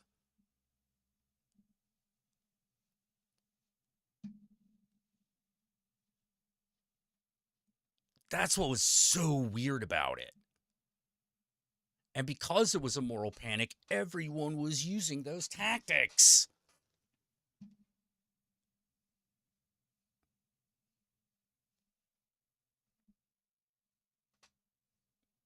You know, and it got upsetting because it doesn't even matter who. Once you start doing this shit, it stops being important. Whose right stops being important? It stops being important. And now it's a blood feud. You know, now it's just a feud. No matter, over a free game of all goddamn things. You don't fucking like the girls' game? Don't play it. You don't like Anita Sarkeesian's videos? Don't watch them. I didn't.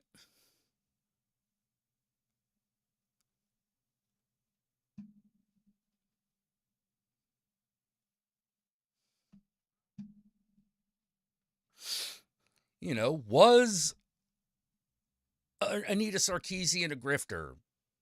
Yeah. Yeah. She's trying to make a name for herself by making this claim that kind of everyone knew was true. Maybe it helped, maybe it didn't. I have no idea. You know, maybe her stuff helped, maybe it didn't. I have no idea.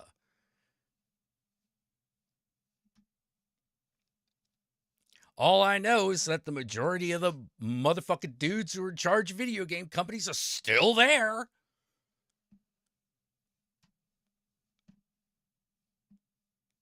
That's the only thing I know.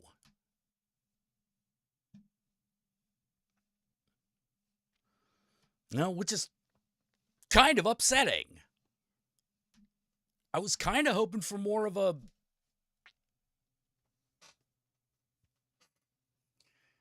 you know, more of a creative revolution.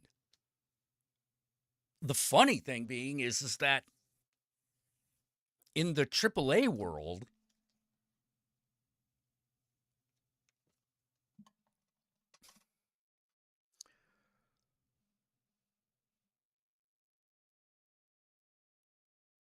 there was a lot more progress in movies, is what I'm saying.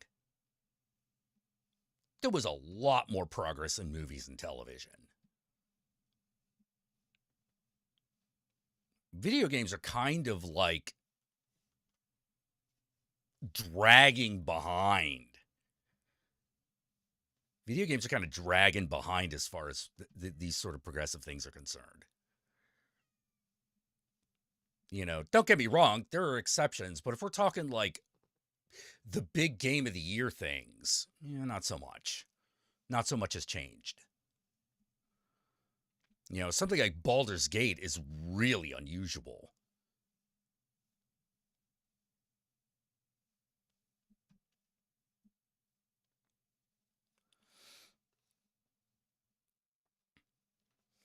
You know, something like Baldur's Gate that actually like goes, you know, how to put it, like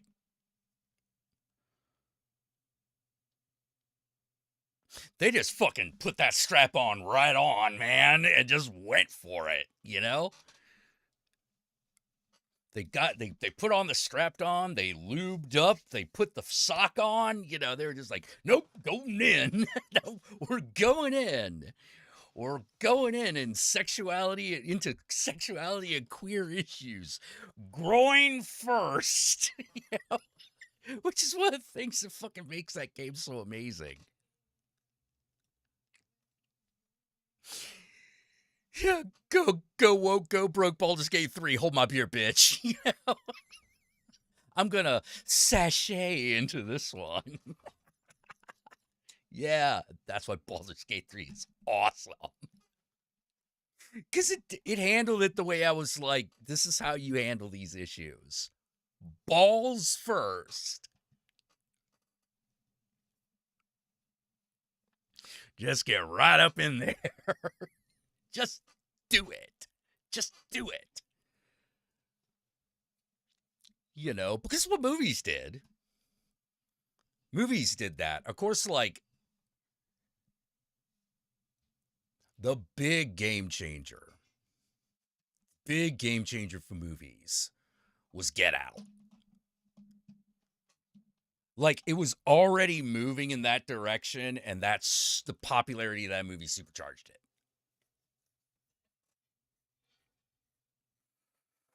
Because now there was definitively an audience. There was an audience. And like I keep saying, horror movies show you the way.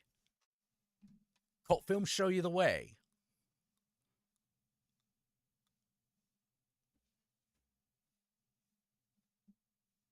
Yeah, the atheist. Well, the atheist skeptic community had like an incel problem.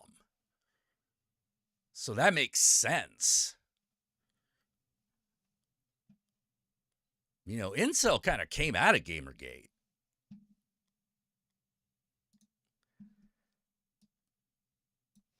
I mean, I know it had a slightly different origin, but like it got rocket powered during Gamergate.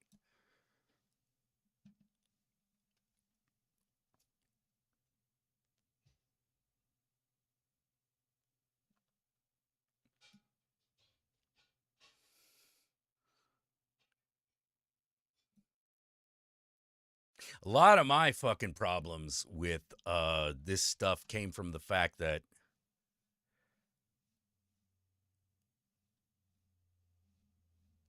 I was trying to figure myself out on that level.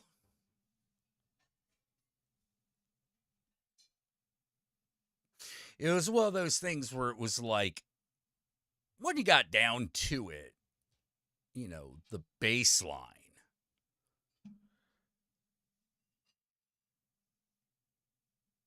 I agreed with a lot of feminist points. Most of them. Definitely the big ones.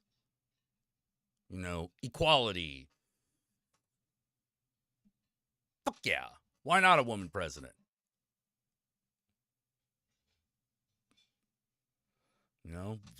I do think there are too many like white guys in charge of shit that shouldn't be there.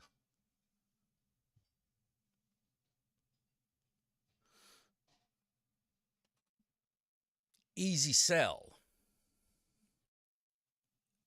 But everyone was so worried about the injury that could come from the other side that there became these weird, like, I don't know what you would call them.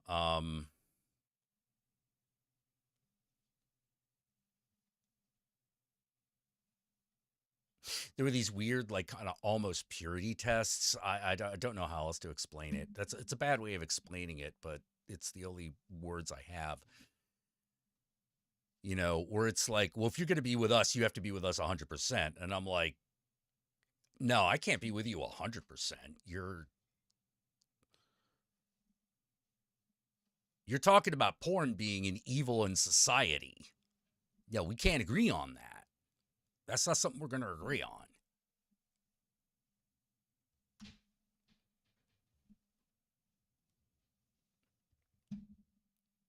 You're arguing a version of You know, another one was you're arguing a version of human trafficking that doesn't exist. It is something that happens, but it doesn't happen the way you say it's happening. You know, what's the majority of human trafficking? Churches. Churches.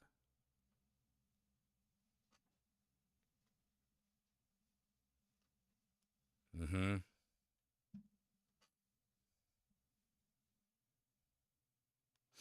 And there was another topic that I kept bringing up where I'm like, you're gonna have to deal with this if you go this far. What about trans people? Trans people fly in the face of a lot of second wave feminist arguments. Gender doesn't exist. You can't take it that far. You can say gender is fluid. You can say gender is a social construct, but you can't say it doesn't exist. You cannot say it doesn't exist. There is too much evidence and feelings to the contrary.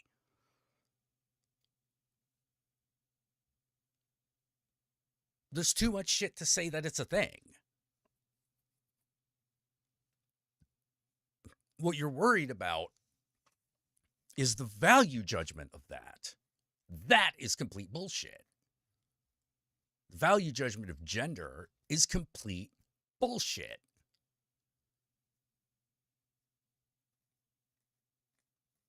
What one gender should be over the other? Horseshit. Absolute horseshit.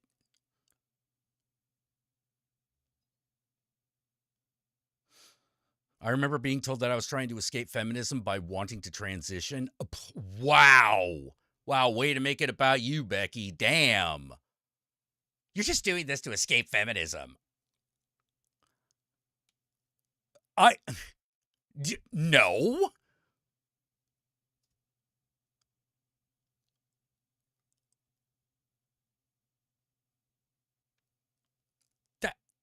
No. Of course not. That's ridiculous.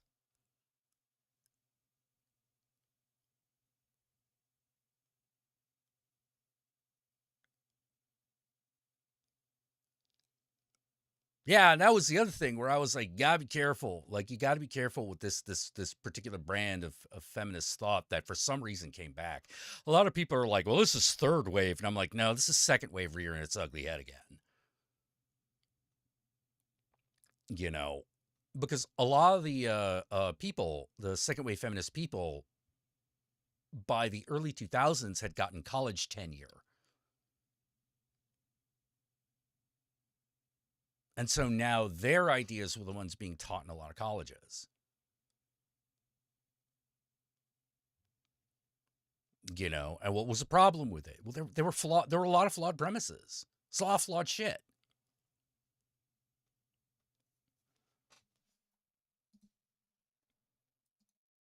We're all worried about. Everyone was worried about male gaze, and I'm like, oh my god, no. There's no such thing as the male gaze.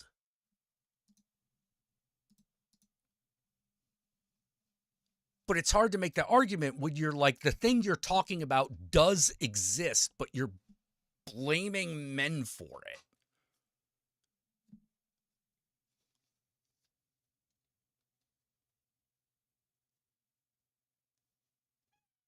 We have to fucking be able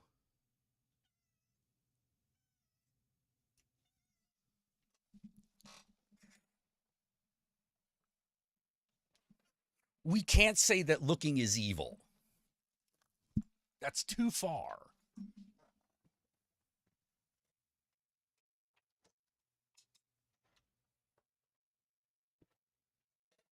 We could say it's creepy. We can say it makes people uncomfortable.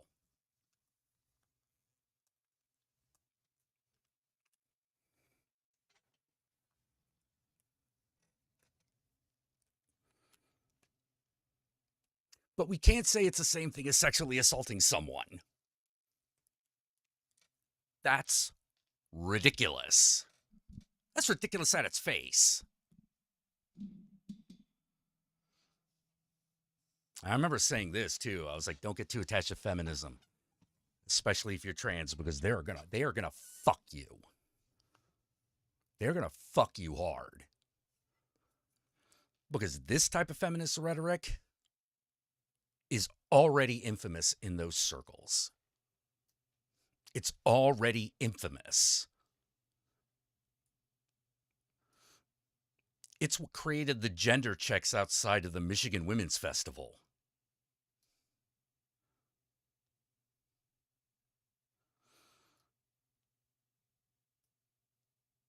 It's what created the problems at Lilith Fair that caused it to end.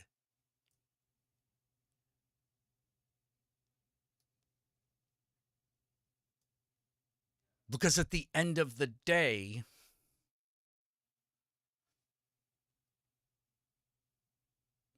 needing a woman to be a very clearly defined thing where there are rules of who gets to be female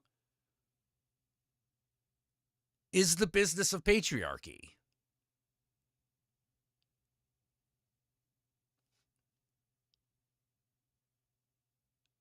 That's the thing at the center of it.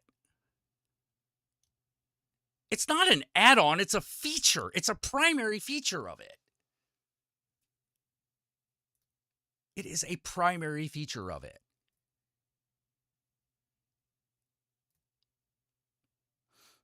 Yeah, gender checks. Yeah, talk about creepy, right?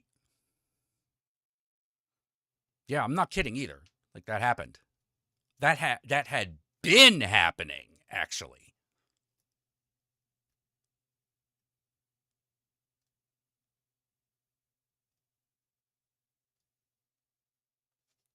That had been happening. You know, and I'm like, no. No.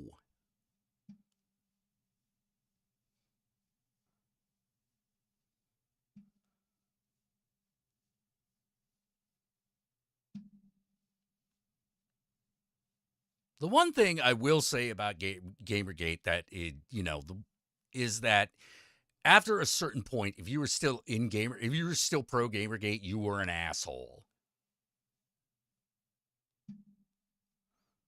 There was a point beyond which it was like, all right, stop.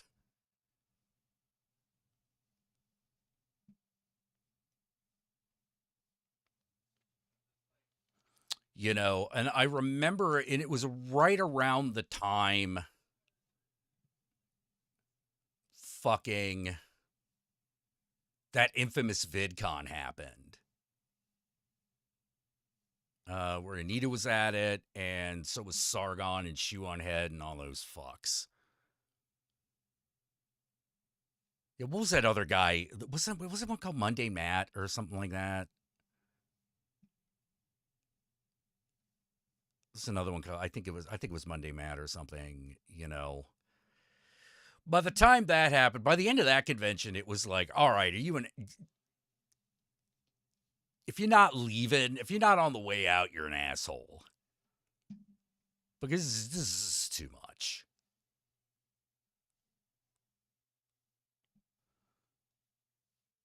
Not that Anita came out smelling like a rose on that one either.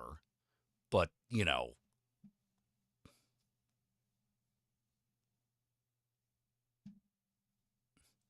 Oh, Armored Skeptic.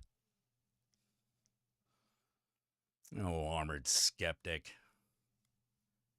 I'd have farted on his breakfast cereal given the chance.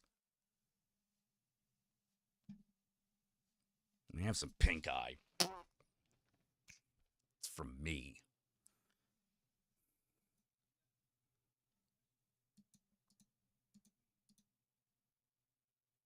I would have farted in Lauren Chen's fucking oatmeal as well.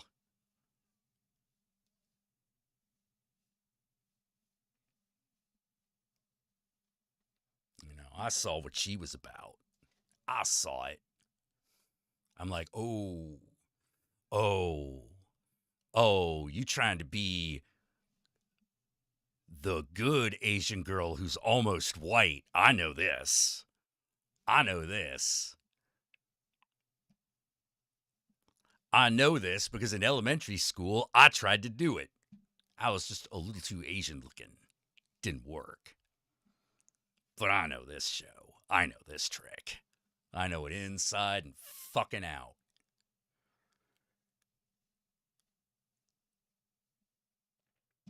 It's why I was like, you know what? This is bullshit.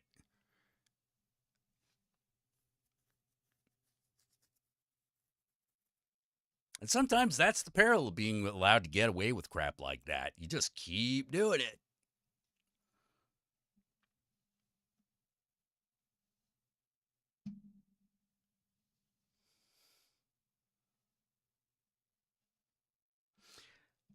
Use a gender-neutral bathroom. Well, that's what I called it. The police called it that spot in the alley behind the dumpster and wrote me a ticket. Oh.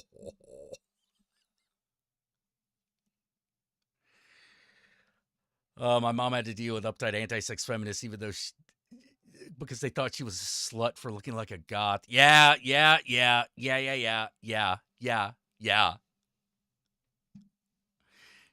exactly. Exactly.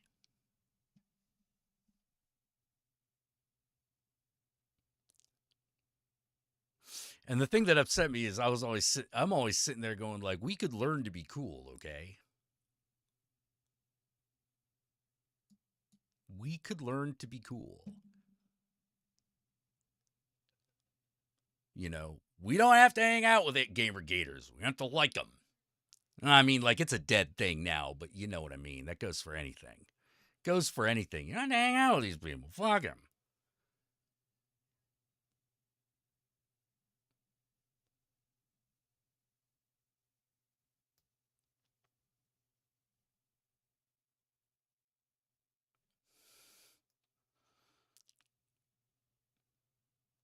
You know, but we need to have the discussion. Do we? Because this seems like a stupid discussion.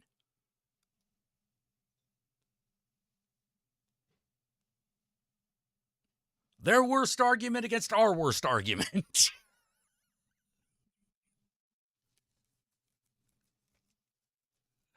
Oh, God. Because that was what everyone's fighting about.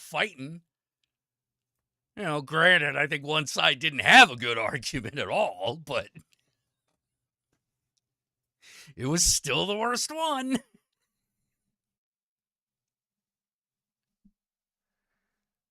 All Gamergate really had is that we're mad that girls are changing everything. And that got sad. That got real sad. You know, but now they're all on the now all the guys that are left on that side who were still there, now they're all on the anti-woke thing, which is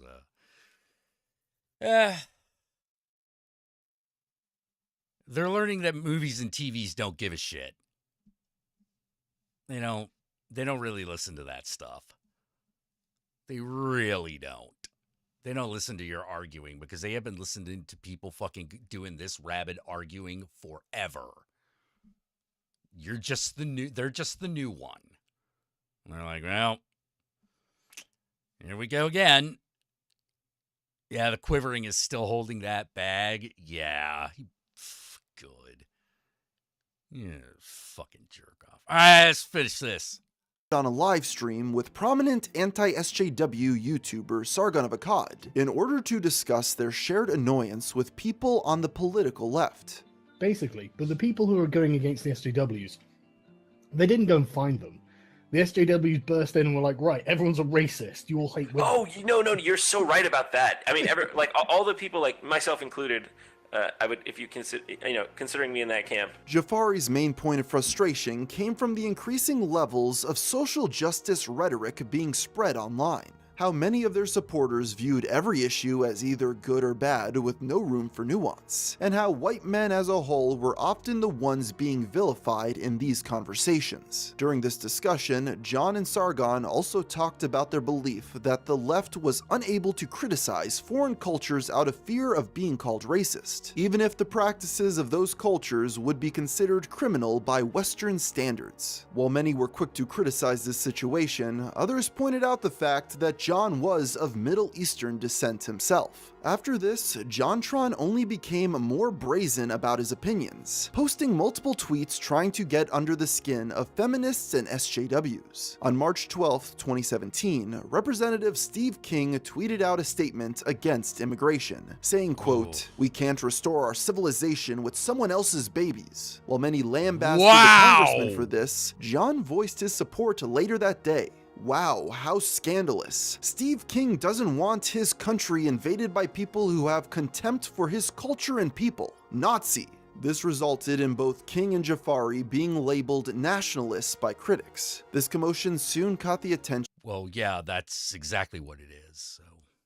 of left-wing Twitch streamer Destiny, who invited John onto his show the following day for a live debate. When the stream started, it was clear to everyone that the video game reviewer was unprepared. Even the people who supported him admitted that he came off poorly, constantly sounding unsure of himself and never being able to back up any of his statements with statistics. While the entire debate was widely viewed as a train wreck, there was one soundbite in particular that caught people's attention. Okay, so do you think that poor blacks probably commit more crime relative to wealthier black people? They do. Wealthy blacks also commit more crime than poor whites. That's a fact. Wait, That what? is not a Yeah, fact. look at it all. up. Give me a sec, I gotta get water. This statement spread like wildfire, with many onlookers using it as proof that JonTron was a racist. Even those who didn't agree with that statement had to admit That.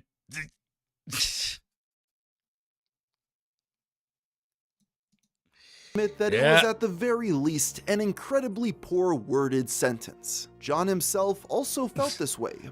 I don't know if that was a poorly worded sentence.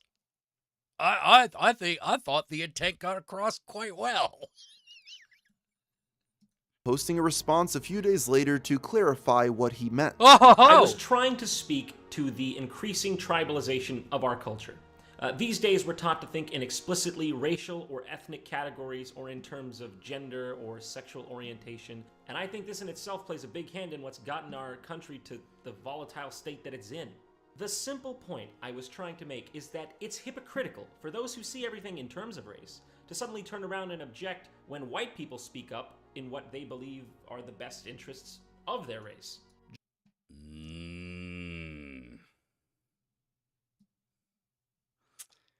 Yeah, but you got this big problem, man. You got this big problem. Race itself. The concept of race itself is the issue. Not culture, not ethnicity, race.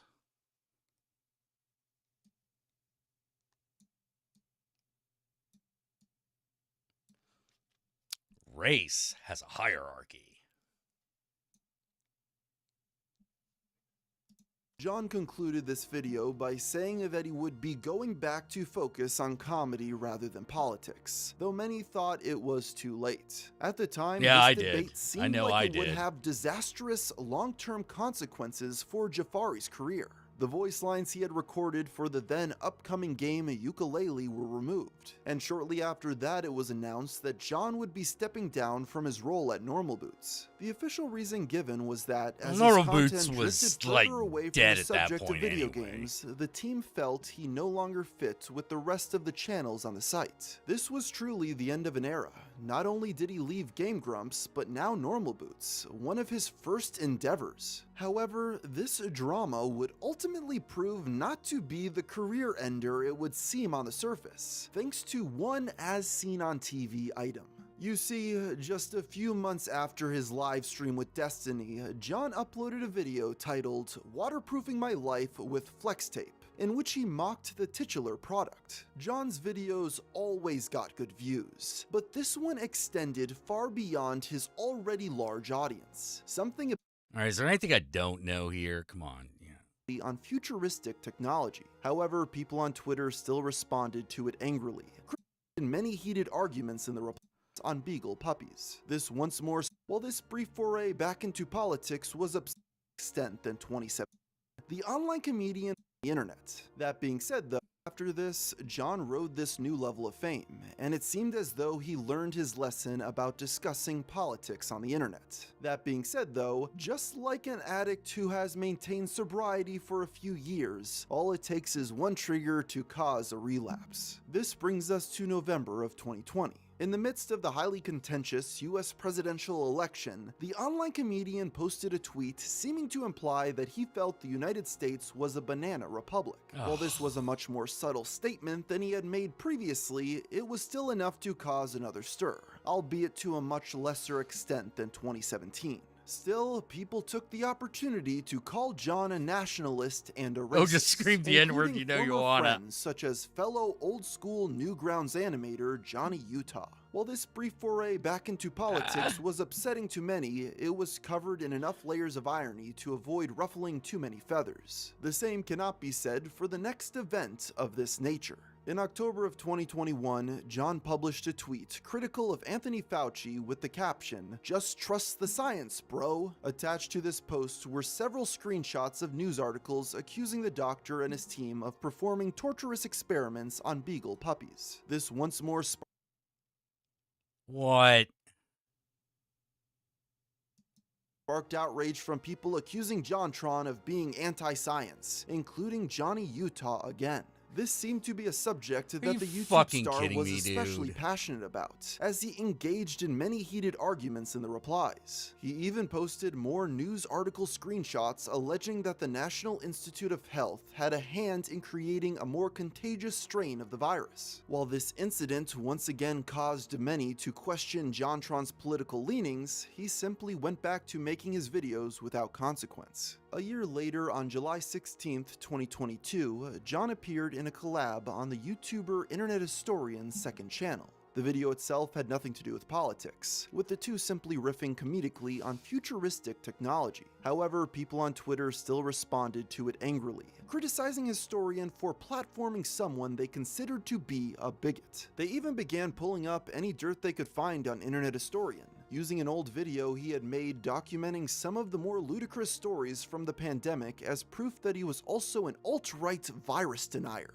Unlike last time, neither of the two men responded to the criticism, so it subsided yet again. But it just served as another example of how controversial JonTron still remained. Recently, John has made no further big public political statements. While he's burned many bridges over the course of his time on the internet, he still seems to be on good terms with many of his old friends from the Normal Boots days. And most importantly, his channel still maintains a stable view count of several million hits per upload. No matter how many more controversies he may become embroiled in, it seems as though JonTron's fanbase is loyal enough that he won't be going anywhere anytime soon. So there you have the story of how John... That's depressing. Oh, well. Yeah, we're watching some of that. I now regret it. Because I'm like, whatever. Just.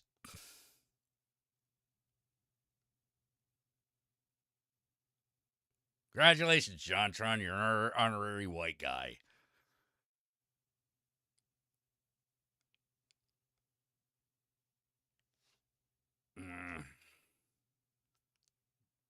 Hope, hope it's worth it.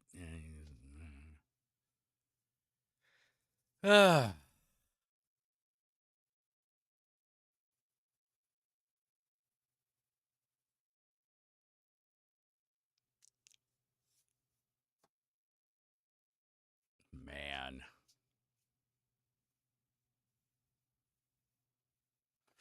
I just...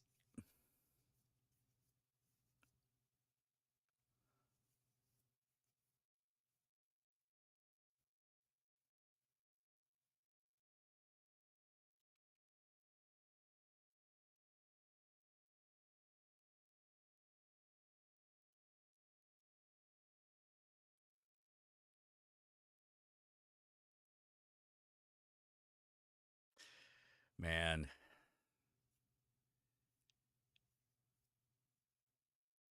Have you heard about JF? He's a French-Canadian white nationalist. His wife has been missing for months. Who's JF? I haven't heard of this.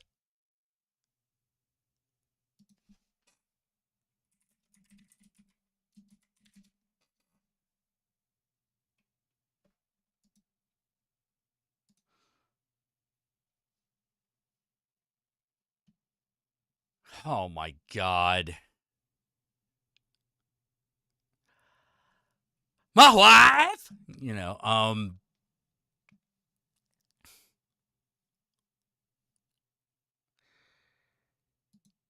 going to say that since he's out as a white nationalist, I'm assuming YouTube took away his channel.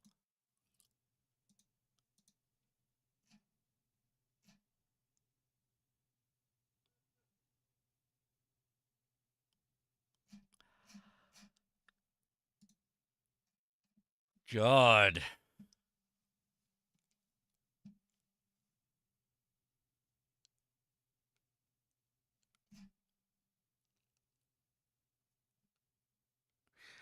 Man, all right, I'm gonna just not look that up on YouTube because I could already feel my soul curdling, you know. Ugh.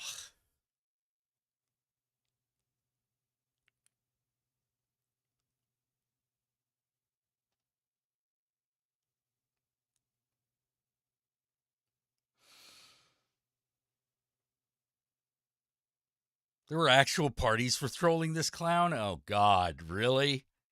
Damn. I fucking. Ugh.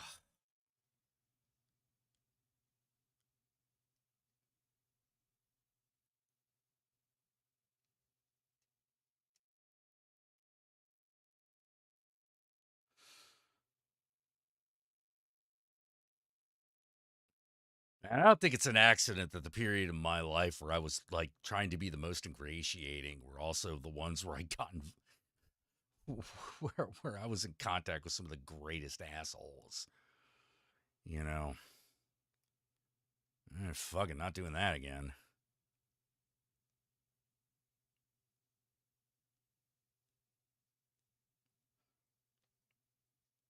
Yeah, not doing that again. Ugh. Fuck.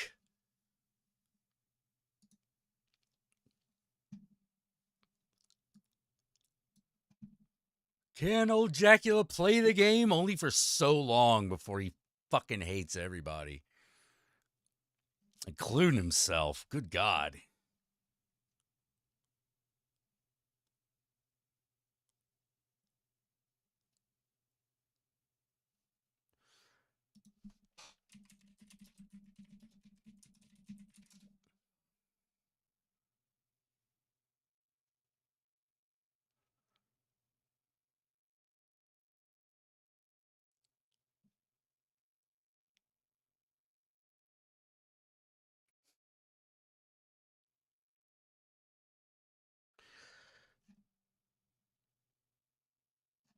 All right, what's of Silent Hill. It's free to experience. Install now from the App Store and Google. Oh, some App Store bullshit. Fuck it. I was like, Silent Hill Ascension. I love Silent Hill. Oh, this is some sort of phone game thing. I don't.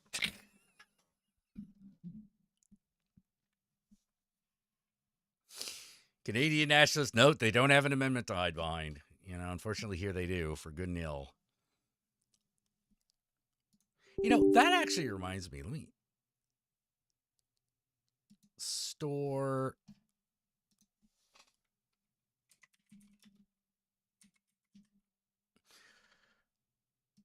Let's see. What's the word on post-trauma?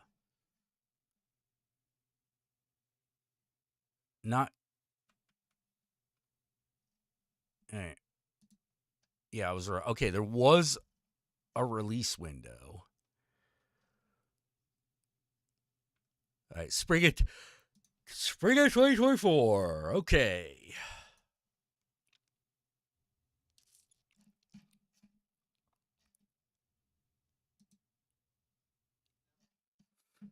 Ugh, I actually feel like kind of gross having watched that video.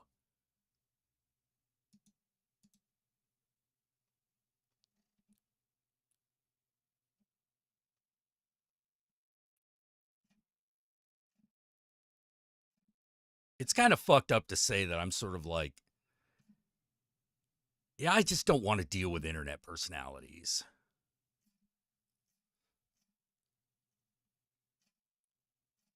Like, if I can't get along with you in person, if I don't like you in person, I do not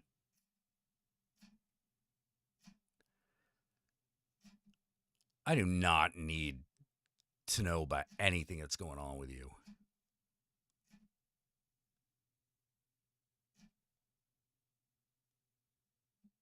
Yeah, just take that to like whatever I'm doing next. Fuck this, you know.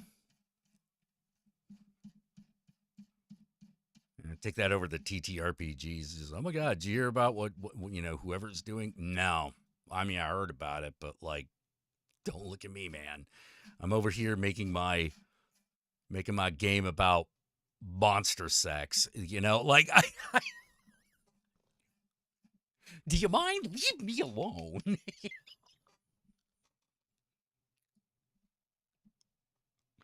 Everyone wants to know what your thoughts are. What your thoughts are on this? I don't know. Everyone get Ben. Actually, probably what it would be better idea would be like, everyone wants to know your opinion on this. I'm sure they do. Are you gonna tell them? If my opinion on this, whatever it fucking is not amazingly obvious by the work that I do, I don't know what to tell you.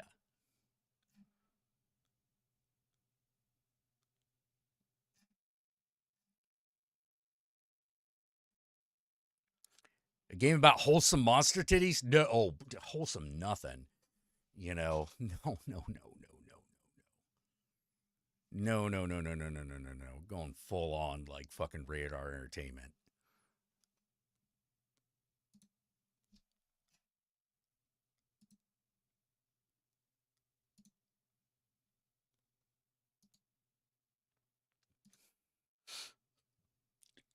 Excuse me. Like, I'm getting some of the interior art in, and I cannot put it up on stream. It's not even that bad. You know, it is risque, you know, but it's definitely R-rated.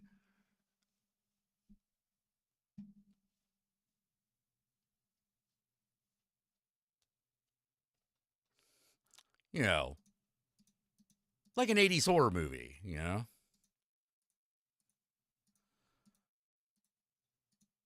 We're adding production value, and there's one thing that always adds production value.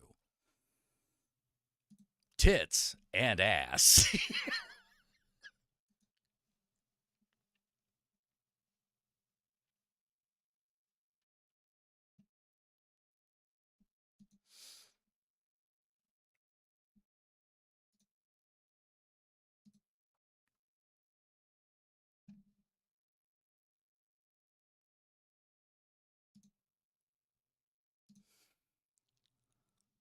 I'm going to need to get some, like,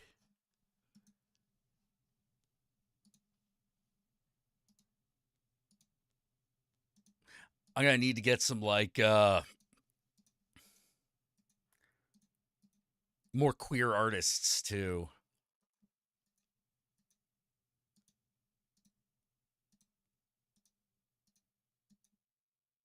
You know, because the art needs more hunky boys.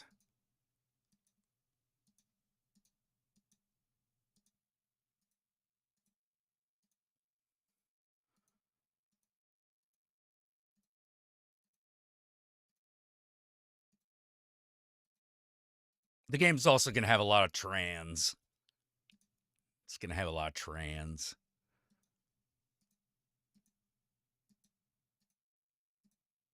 It's going to have a lot of queer. A lot of it. Oh my God, Jack! It's like you're actually. It's like you're actually talking about the queer and alternative communities with this thing. Oh, gee, you think?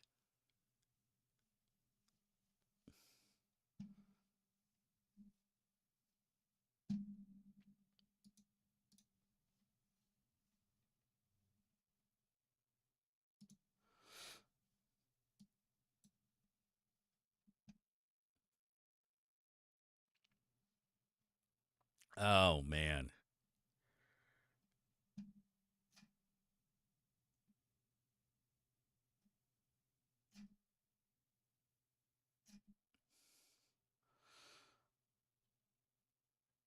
Brr. God.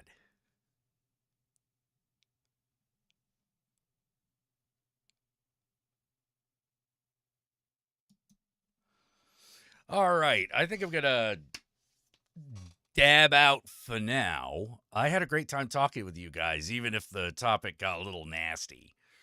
You know, ugh, got so my stomach.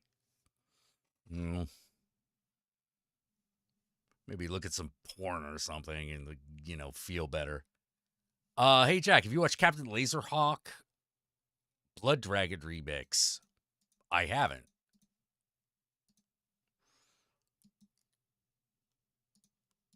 Yeah, Greasy Strangle, I think, would be a palate cleanser after that one. Yeah.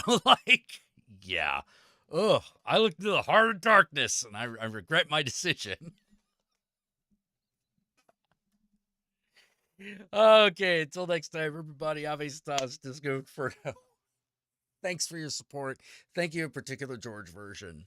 I really appreciate it. And until next time, which will not be too soon, or rather, which will be soon. Which will be soon.